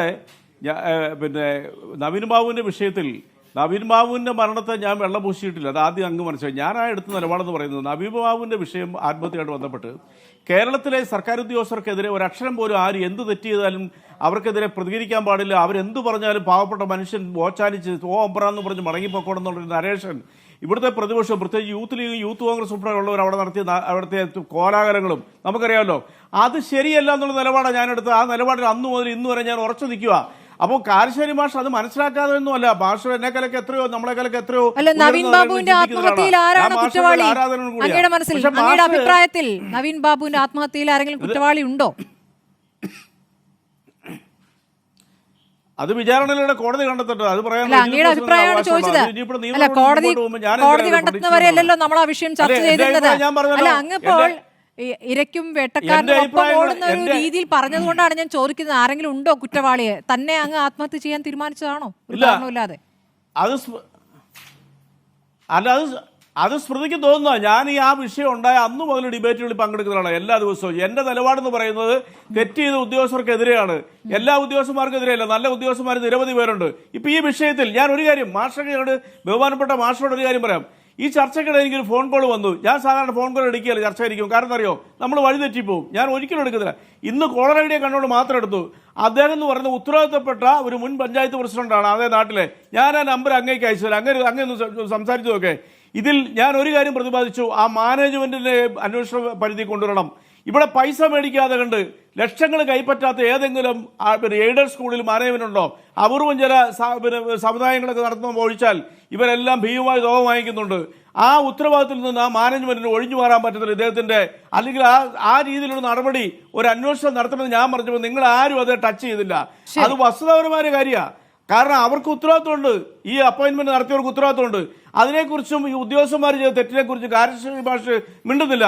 ബഹുമാനപ്പെട്ട കാര്യശ്ശേരി മാഷിന്റെ നിലപാടുകളൊക്കെ കേരളത്തിലെ ജനങ്ങൾക്കറിയാം. അദ്ദേഹം ഏത് വികസന പദ്ധതി ഉണ്ടെന്നാലും എതിർക്കുന്നതൊക്കെ അതൊക്കെ പോട്ടെ, അതൊക്കെ അദ്ദേഹത്തിന്റെ നിലപാടാണ്. പക്ഷേ ഉദ്യോഗസ്ഥന്മാരെ വെള്ളം പൂശിക്കൊണ്ട് വസ്തുതകൾ വിളിച്ചു പറയുമ്പോൾ അവരെ തെറ്റുകാരായിട്ട് ഒരു അക്ഷരം പോലും ഇണ്ടാതെ ഉദ്യോഗസ്ഥന്മാരെ ചേർത്ത് പിടിക്കുന്നതിനോട് നല്ലവരെ ചേർത്ത് പിടിക്കൂ, ഒരു സംശയമില്ല.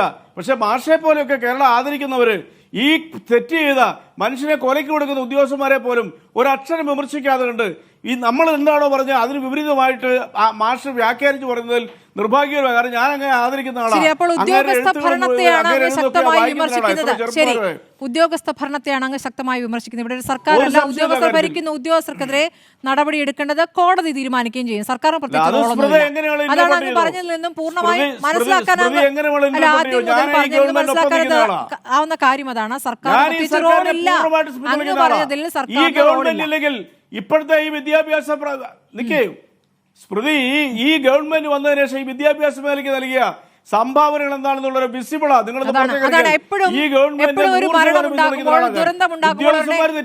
സംഭാവനകളുടെ കണക്കുമായി വരും. അങ്ങനെയാണല്ലോ അല്ലെങ്കിൽ മുൻ സർക്കാരിന്റെ കുഴപ്പങ്ങളുടെ കണക്കുമായി അതൊക്കെ കൃത്യമായിട്ട് കയ്യിലുണ്ടാവുകയും ചെയ്യും. വളരെ നന്ദി, വളരെ സമയം കഴിഞ്ഞുകൊണ്ടാണ്. സജീവൻ, എം.എൻ. കാരശ്ശേരി, വളരെ നന്ദി ചർച്ചയിൽ പങ്കെടുത്തതിന്. കാണാം വീട്ട്.